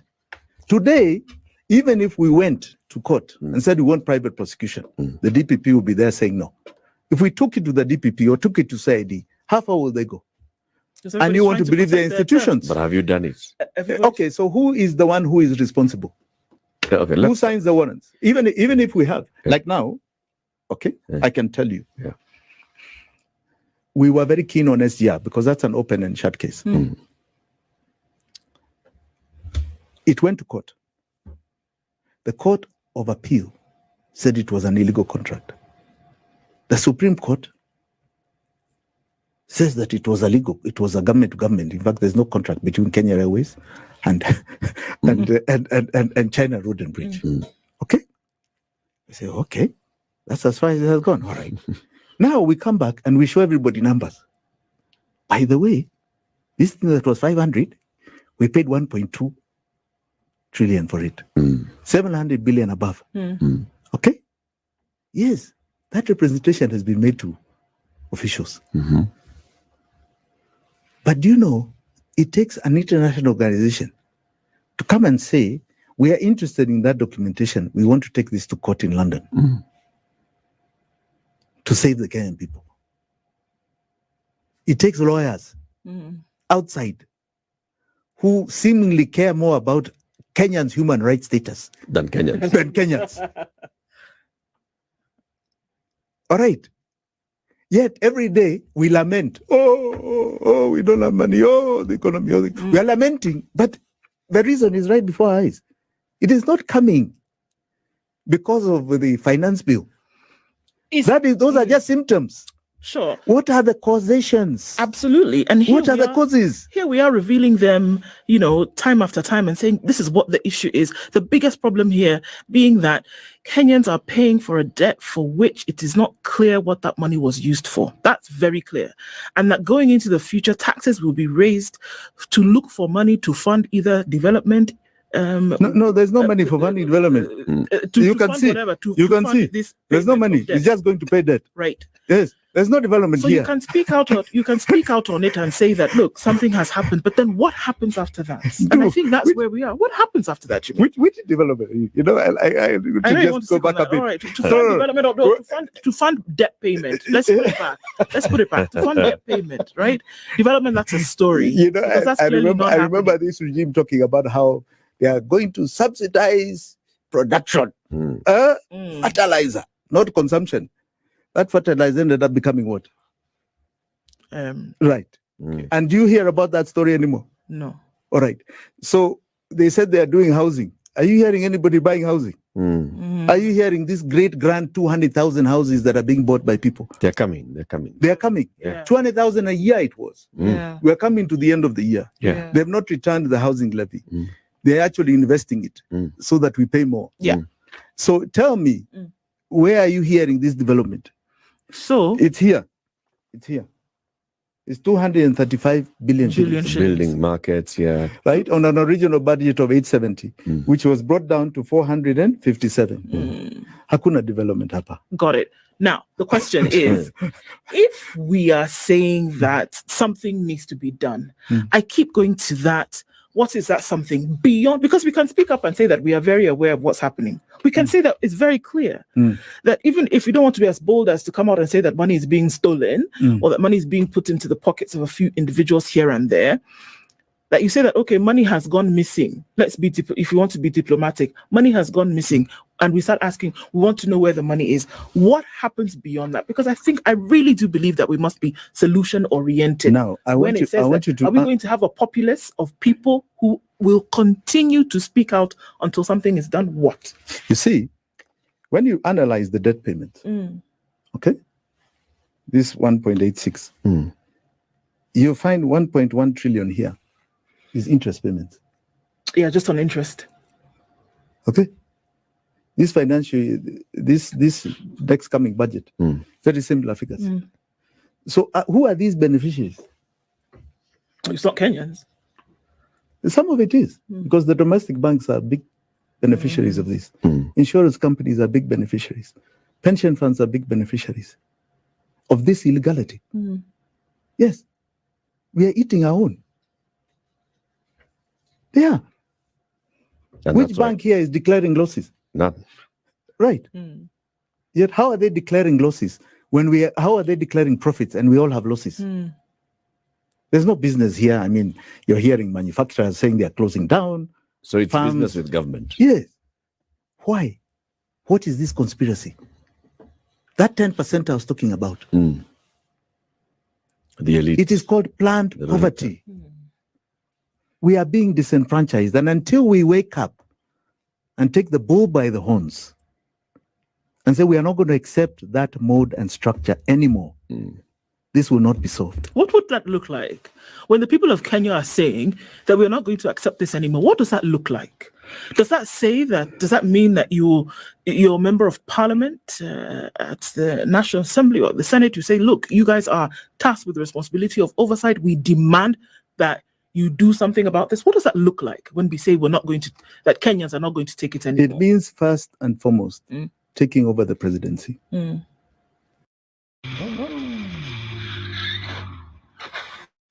Were you recently injured in a car accident? Look at this check for $160,000. With a revolutionary mind.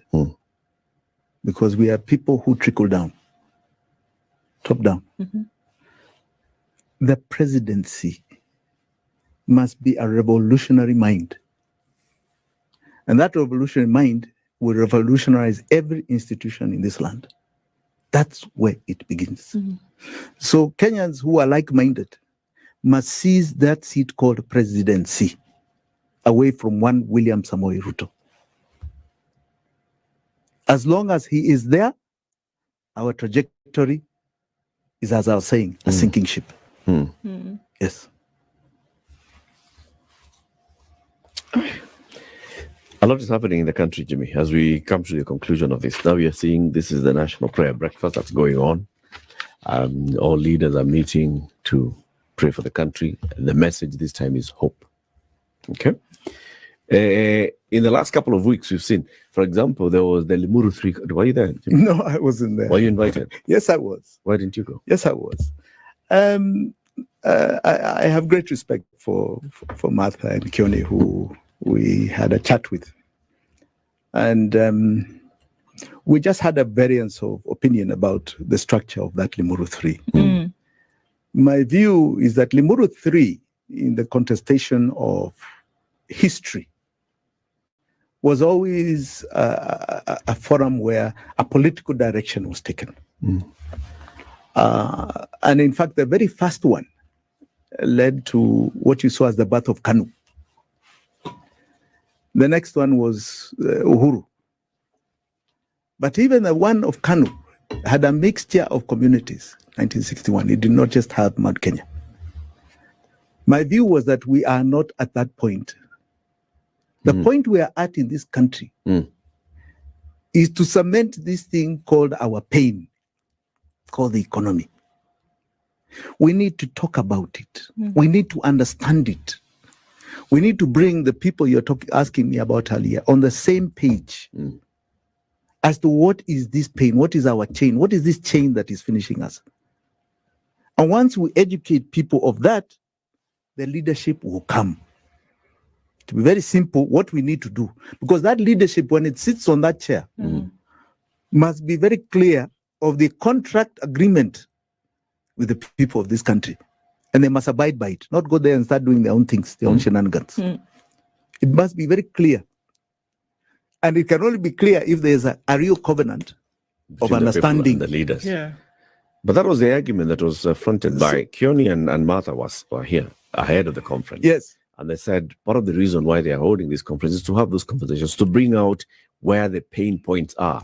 Now, the pain points are not just the community of Mount Kenya. The pain points are across the nation. Yes. So my view was, why don't we call it an economic forum? Right? And if you can only do it in Kiambu today, let's take it to other counties tomorrow, where it is an economic forum to discuss this pain. Right? The kind of debate we're having here is a larger forum. Okay? And then from there, we'll have a climax, right? As a nation. Okay? Why Mount Kenya people are feeling it more than anybody else is because whether it's an accident of history or it is just the way the people of the mountain are. They are, and I can show you what is called the report on the different economic belts of Kenya. Yeah. I have an updated one to December 2023. In fact, it was funded by DFID. 30% of the GDP of this nation comes from the 10 counties of Mount Kenya, excluding Nairobi. All right? If you add Nairobi, it is getting to about 44-45% of GDP. If you look at tax, they say that we're over half of the taxation. They're generally the top of every pyramid, even the bottom pyramid. So the people of the mountain feel it a lot quicker than others. And I'll give you an example. There's this whole argument about, oh, why are you charging avocado, for example? But avocado is structured. You can catch them when they are selling it. They're in cooperatives. But somebody fishing in the lake, how do you catch him? They don't have or somebody who's selling a cuckoo to the next door neighbor, right? So these are the problems. So they are facing it. But it's a national problem. It is not a Mount Kenya problem. So then will Safina organize something like that? Yes. Now, what I wanted and was hoping is that we are going to raise this, right? The same parties, because one thing Martha and Kioni did was bring parties together. Now we need to join with other parties that are beyond the region and start talking about this economic forum. And yes, we are doing it. We are going to initiate it. We started initiating it, and I hope that we can get everybody on board to discuss this. We'll wait for that. Yeah. Asante sana. Asante. Jimmy, always God a bless pleasure you. having you. Thank you. Jimmy Wanjigi has been our guest for the last 2 hours. We've been talking about the He calls it the illegality. We've been talking about the budget, the debt, the crime. The crime. The crime. I like that. Thank you very much for tuning in to the Situation Room this second Friday of this week. Tomorrow will be the final Friday of May, the 31st. And we'll be here, God willing. Have a lovely day. It's now 10 a.m. God bless you.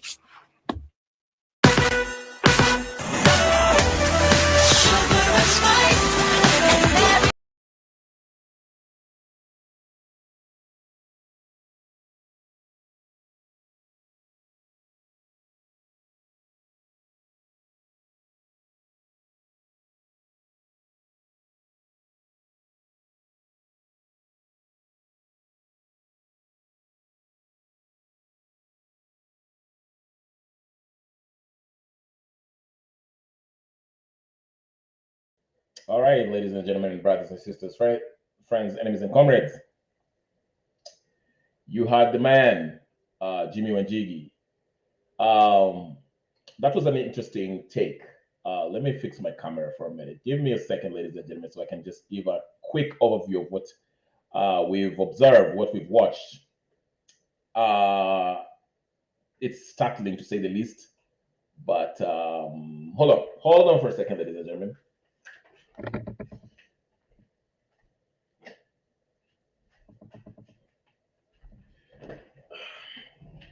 All right, sorry. I need to try to fix my camera here. Well, my camera is not fixable.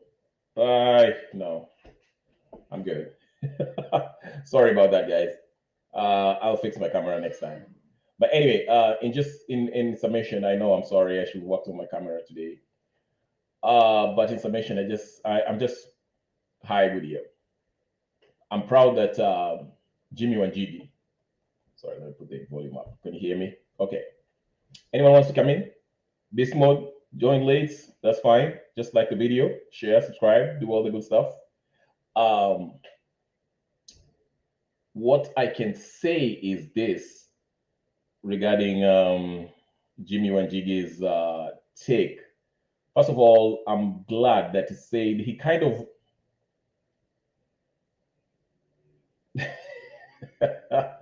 okay, I'll put the camera on. Let me just put the camera on. Hold on. Let me just try to figure out some things here. There's too much things to figure out. Yeah. By the way, there's a whatever if you guys want to get into the channel. Let me fix my camera. My camera is a trip. It's a trip. Hold on, guys. Hold on.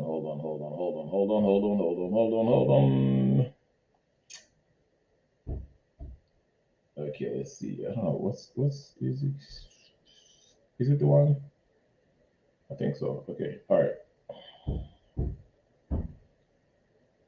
Okay, so let's see. Let's see here if my camera works. Can you guys see me? All right. Ooh, my hair is like all the way messed up. I'm here. Fear not. Let your heart not be troubled. It's me. Anyway, my hair looks kind of crazy, but who cares, right? Anyway, howdy, Beast Mode, karibu sana. Nice seeing you. Good year, and everybody else that was watching, people who are watching from X.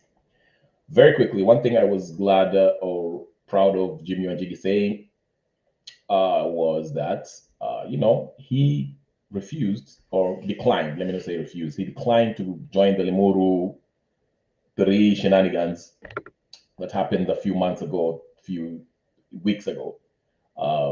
Because as I say that, I say this in my channel. If you follow this channel, you probably hear me say it. I said it there was nothing wrong with having a Limuru 3 whatever, but if they were going to do that in Limuru, they should have Mount Kenya people should. I've mentioned this. Mount Kenya should always try to present their issues as a national issue. Okay, not to make it like a Mount Kenya issue for the purpose that I've always given. Like I said, the Mount Kenya region, the people from the Mount Kenya region, their view, this is the view for most Kenyans. They look at, the Kikuyus or people who come from that area as the firstborns of this nation. They are the privileged. They had 3 presidents. They kind of hold most influential position in the state. So if they're going to lament or highlight the problems, economic problems that are affecting their area, they should make it a national issue and not make it their own issue. So I like the fact that Jimmy Wanjigi, declined to join that because he didn't want to make it a Mount Kenya problem. Mount Kenya problem is a Kenyan problem, so they should have presented it as such. So I like that too.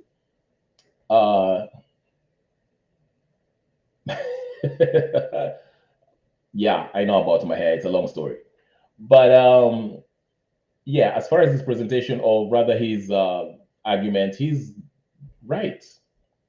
A lot of criminal activities that this administration has been committing, and the treasury and stuff, has been going on. But since people are, number one, people are ignorant of the fact, and number two, we look at this political leadership of this country, let's say the opposition, who also complicit in this criminal activity because they know the truth, but they want to play politics about it. And some of them are actually bought and sold for 30 pieces of silver, and they will gladly and gleefully join this regime in misleading the public and in this corruption and looting of public resources or misappropriation of public funds. So that's why we have a huge population that do not know what's going on, and the few people who know what's going on are already bought and sold, paid, so they cannot stand up and speak against it. Okay, and also as Wanjigi has mentioned, there's also a foreign influence in this. Okay, because I mentioned this in one of my videos. I said, if I am IMF or World Bank, if I know that the money that we loan the Kenyan government is being misappropriated, why should I keep on lending these guys money? Why should I do that? And the answer is because that's kind of the bribe that they give these lunatics that are running this country in order to control every facet of our economy. That's the whole point, okay? So they'll keep on giving them that. That's why, Ruto can enjoy the best things, have a state visit in the US and enjoy all those trinkets that the West are throwing at him, namely the private jet and all this nonsense that he enjoys. Okay, that's part of the deal. Okay, unfortunately, our leaders are willing to sell us out for a few dollars. Okay, dollars which are worthless. Okay, and that's exactly what's going on. And Jimmy Wanjigi was kind of right. The people need to be more educated on the issues that are affecting us. And number two, we need a leader that's not going to be compromised by the West, and somebody who is have a nationally patriotic outlook, or has a patriotic philosophy of how to go about things. I was in another platform where we were arguing. I was having this debate with somebody, and we were arguing about privatization of our parastatals. And I argued, basically what my argument was, privatization, if the government want to privatize these parastatals that we have, it's to the people's disadvantage, okay? Because number one, any real economy, for us to get out of the economic rot that we are in, we have to revive our industries. Whether it's the sugar industries, our maize, mimea yetu, because we are an agro economy, okay? So if you privatize or sell Chemelil sugar or Momias sugar or Moroni sugar, guess what? Who's going to buy them? These foreign corporations who will, yes, they will be very efficient. They will apply, they will, revitalize this industry. But guess what? All the profits that they get, they will ship it abroad. They will not spend it in Kenya. And I said, if you make it a national, if you nationalize it, remain the parastatals that we are complaining that we are throwing in money there and we can't see any returns. I argue the case that the problem is not just that. The problem is accountability. If the government gives a certain company, parastatal, taxpayers funded corporation, some money, we the people have to demand some return. Okay, the whole name of the name of the game is accountability. We have to hold these people accountable. It goes across the board. I mean, that's just basically what Kenya is suffering from. No one respects the rule of law, and I've been, preaching this, stressing this ad nauseum. We do not hold people accountable. The laws are there to protect us. The laws are there to actually protect the people from being taken advantage of by the people who are in power. But no one seems interested in, evoking these laws that are there in place in this, that the ones, especially the 2010 Constitution, that speaks clearly about misappropriation of public funds or just any criminal activity. If you listen to Jimmy Wanjigi's interview for the past 1 hour 30 minutes, he basically says that, okay, these people are breaking the law and nobody cares. The DPP, EACC, they wanaenda kotini alafu what? So what? Just get it, there's not enough evidence. Then what? Your story naisha hivyo. Just like you had the story of the agriculture minister, so forth. So we know about this stuff, okay? So I argue the same thing. If you want to revitalize the economy, you have to revive our industries, the sugarcane industries, okay? Nationalize it, inject some money in there, and hold the people who work there and run that NEO responsible. If there's no returns, fire them, okay? Run it as if you're running the private sector that so many people praise because of its efficiency and all that stuff, okay? There's no difference. We can do the same thing that the private sector does. If it's a matter of payment, do it. Pay more people, put more people, competent people, and let's see some results, because at the end of it, the profits shall be shared by the people. We shall see the benefits as the people. Mumias can have a huge profits of I don't know how many billion. That can be used to create, make roads, employ more people, without actually, burdening the middle class to have their taxes raised more in the next finance bill. That's what I'm talking about, okay? So this is what I was talking about. The solution is not to privatize an institution just because it's not effective or efficient, okay? You have to do, restructuring if it needs restructuring. You need to fire people if you need to fire people. If you need to raise money, whatever. Accountability. The name of the game is accountability. Like I've always said, the problem with Kenya is there's no accountability, there's no respect for the rule of law. Nobody respects the law. Our watu wakina Raila, Ruto, Kenyatta, they get away with anything just because they are part of that 10% that Jimmy Wanjigi was talking about, if you're paying attention. And that's what I was saying. It's a very simple, it's a simple solution, but it requires guts to actually take it linear. And I gave the example of the difference between Singapore and Kenya, because I know most Kenyans usually wanapenda kulialia hapa. We like making that example. Oh, Singapore's in 1960s, where they were worse than us. Now they're better than us. What went wrong? Like I said, what went wrong is that Singapore, the prime minister that came up there, I forgot his name. When he got there, he said, if anyone, mtu yoyote akiiba public funds, was to be jailed. He didn't care if it was his uncle, son, brother, Ukiiba unaenda jela na unaonyongwa. Same thing with China.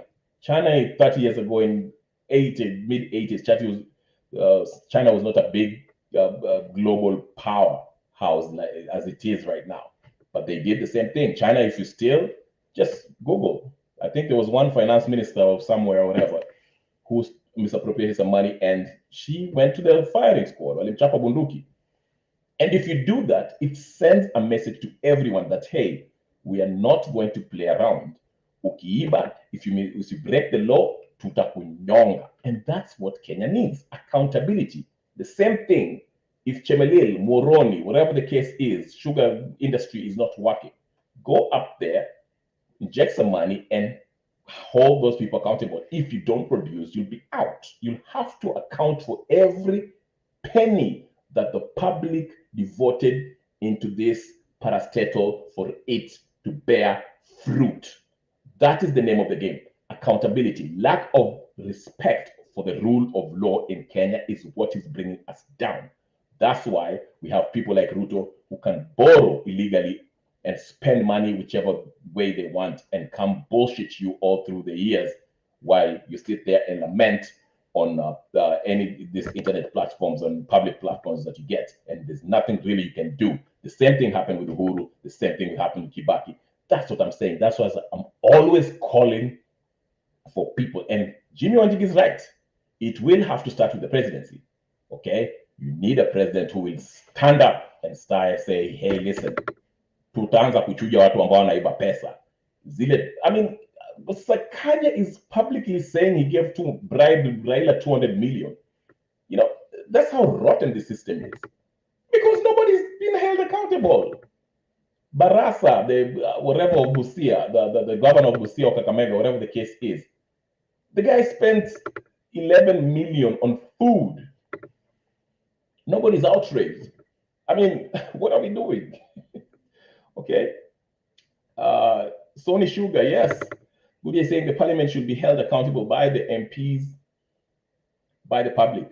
But instead, they are worried about forthcoming elections and seats. Yes. And we also play a part of it because instead of looking at these MPs as people who we send there to advance our interest, we're looking at them like celebrities.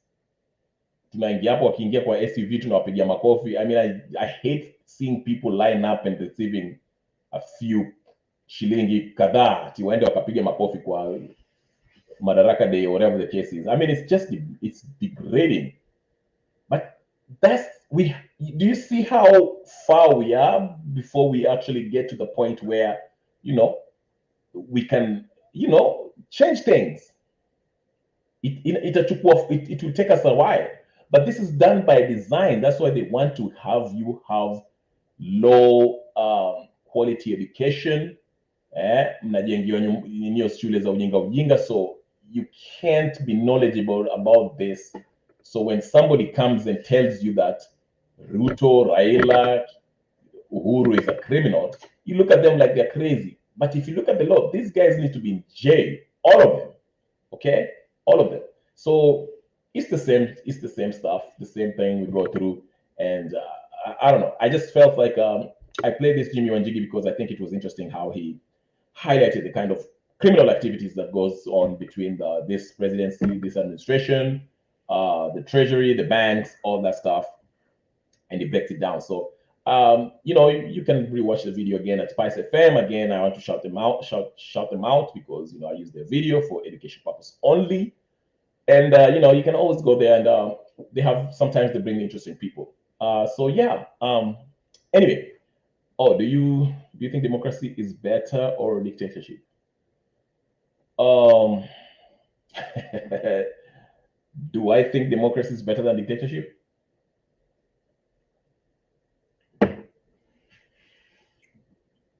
You know,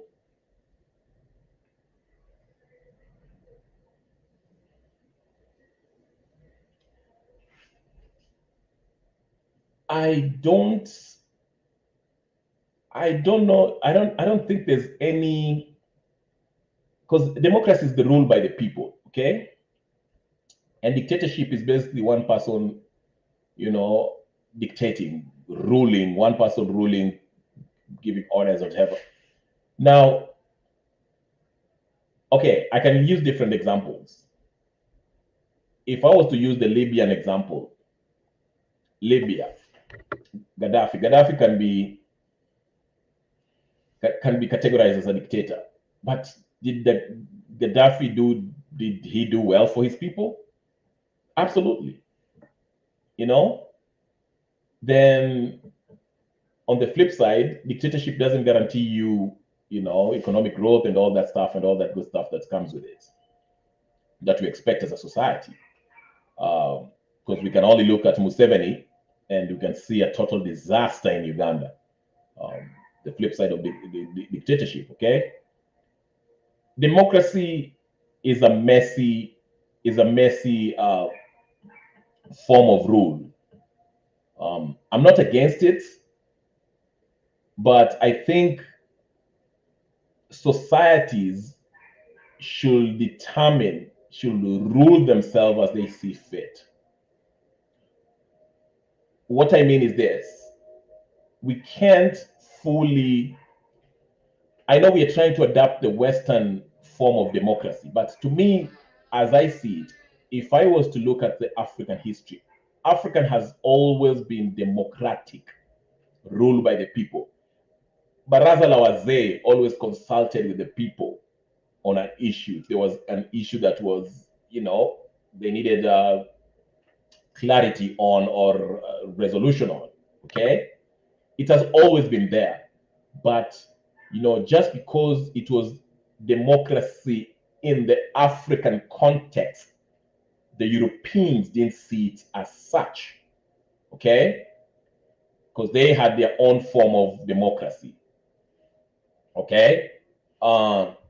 So I think either or,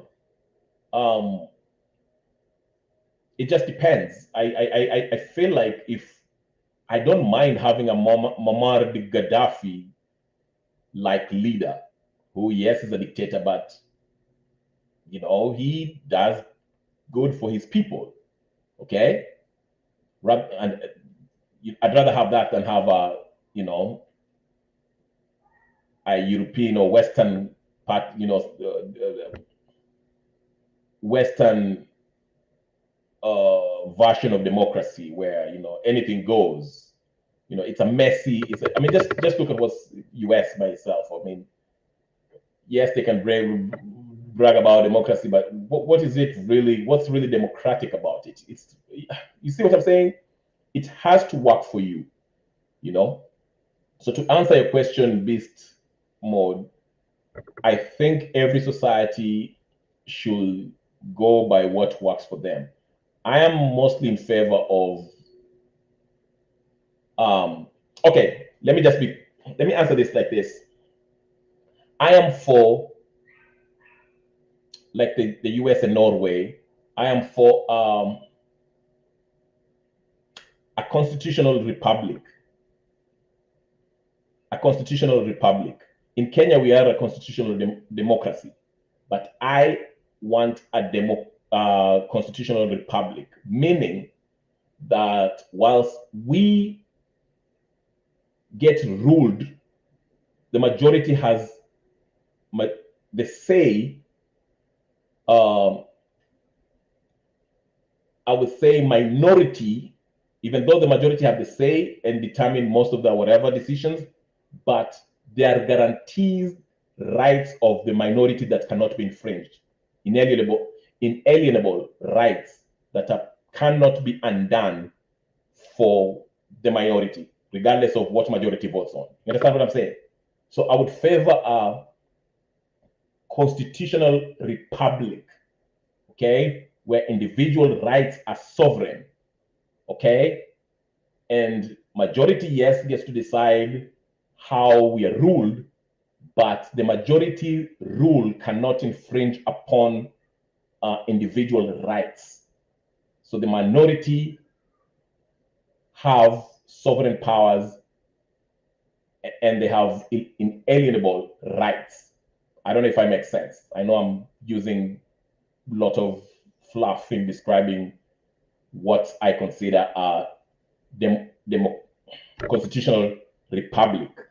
Kenya is a constitutional democracy. US and I think Norway, because there's I think 2 countries that are actually constitutional republic.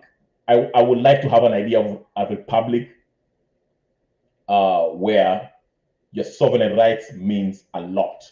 But again, that's a more westernized version of how society is ruled, okay, or arranges its affairs, because it's hard to apply that in the African context, okay. Africa, we've always, ukiangalia our ninio mila zetu, we always look at the old people as the wise and hao ndio wanakata sheria. You see what I'm saying? That's why dictatorship is very common, even though most of it we are being, the West have always played a part in imposing a dictator on us. But I'm just saying that even if you look at our society, why are people giving Raila Odinga so much respect?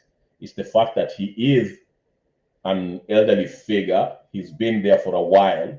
Okay, we know he's full of shit, but we still respect him because of his age. That's what I'm saying, because that's a cultural thing. So it's very hard for people. Yes, kuna watu ambao they don't kind of agree with him, but for the most part, we give people like that respect because of his age. So it's hard to apply the idea of a constitutional republic in the African context, okay? But that will be my preferred,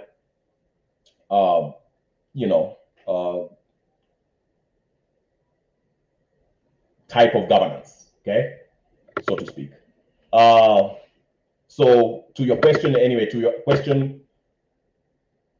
do I prefer democracy or dictatorship? It just depends. Like I say, I would take Muammar Gaddafi over what we have in Kenya right now. Okay, benevolent dictator who actually cares about his people. But on the flip side too, we have dictators who don't care about their people, i.e. Museveni. Okay. Then again, you can use democracy. Which one is like US? Is the US a democracy really? Because most people can argue that it's actually inverted totalitarianism. Okay, where you think you have rights, you think you're free, you think you have democracy, but actually they are ruling you by subverting the democracy by different ways of doing that. But anyway, that's a topic that we can have another day. But that's a good question. So I would say in the African context, I would say in Kenya, I wouldn't mind. Like right now we have, Burkina Faso. If you look at Burkina Faso right now, most likely Traore is going to kind of turn into a dictator. Okay, he's going to be there for the next 7 years. But look at what he's doing to his country. He's transforming his country gradually. So yes. So it just depends with society. I don't have a definite answer with that. Okay. Goody is saying democracy is the best because liberty is enjoyed by everyone so long as you have the right leadership. Yes, you can argue that. There's some dictators who can let you say whatever you want to say, but there's some things that you cannot say. Okay. Which is actually the same as in the democracy. Hata kama ni US or England, whatever the case is, there you can go to, is it Trafalgar Square and say whatever you want to say, but ukimaliza kusema hapo wewe utajua utafuatwa na utaulizwa maswali and you'll be harassed. So it's really not democracy as we might think of it, but it's the idea that you can actually criticize the government to speak your mind as you wish. Compared to other form of rule. So I get what you're saying. Yeah.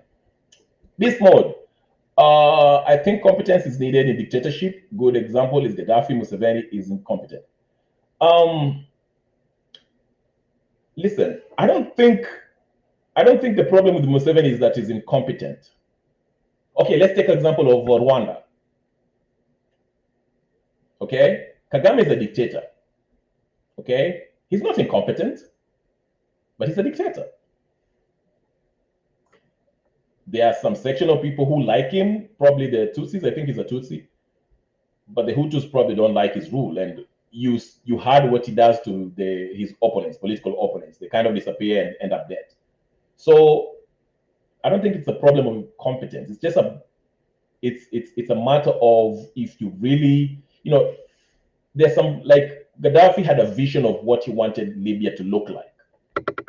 Okay? So yes, he was kind of a dictator, but he led his people and brought them up the social economic ladder. Okay? Even though he was not all the way, it wasn't democracy in its Western definition of what democracy is. So you can look at different cases and different, and I argue for or against. Democracy comes with a bit of human rights. Yeah. I mean, even in dictatorship, they can have human rights. Some dictatorship, form of dictatorship, you have human rights. Just don't do anything that will make the authorities feel like you're threatening their power. But you can have your rights. You can have right to work, right to associate, right to. So either way, you can have both. Yeah. In most Western countries, if they don't have the royals, there won't be democracy. Yeah, I don't want to go to a monarchy. I hate the idea of referring to another human being as a king and a queen. I hate that. I cannot stand it. I'm too rebellious for that. But hey, I understand it. Every society, yeah. Gaddafi had faults, especially towards the Southerners, but he definitely helped his people. Yeah, exactly. And that's the disadvantage of having a dictator. Okay, so let's say if I'm a Kamba, meaning Kamba, and I become the president of Kenya, and this idea Kenya iendelee vizuri, but maybe I might not like the Mijikenda on the coast, and I might purposely, not help them, ignore that area because, so that's the disadvantage of having a. That's why I say if ideally, but Africa, I know we are not there. Again, like I say, you have to consider the culture of a nation, the culture of a people. So whilst I like the idea of, a constitutional republic, I like that. To me, if I had a choice, that's what I would go for. It's going to have, we're going to have growing pains, a lot years to undo what is ingrained in us. Because, like I mentioned, you see our mentality. We treat these MPs and CSS and whatever as kings, even though they are messing with us, they're fucking us over basically. But we are still clapping at them to line up. Partly it's because of the poverty and also social culture. We are taught from childhood, respect your elders and all that stuff, which we should, by the way. But it's very hard to speak out against somebody who was it. So yeah. Anyway, ladies and gentlemen, brothers, sisters, friends, and comrades, it's been 2 hours. I would like to thank everyone, Bismarck Goodyear, and everybody else at X. This is Kenya Revolutionary. Please like the video, like it, share, comment. And if you're seeing this on your timeline and you haven't subscribed to my channel, my name is Kenya Revolutionary. You can see the name right there. Go to YouTube, type it, Kenyan Revolutionary. Okay. Alafu, put your notification on. So every time I come in, you can always find me there. Thank you very much. I have to end this right now. I will see you guys next time, tomorrow, or maybe the day after that, or the next time I log in. I'm Wanjigi. Anyway, thank you very much, guys. I'll see you later. Peace and blessings. I'm out.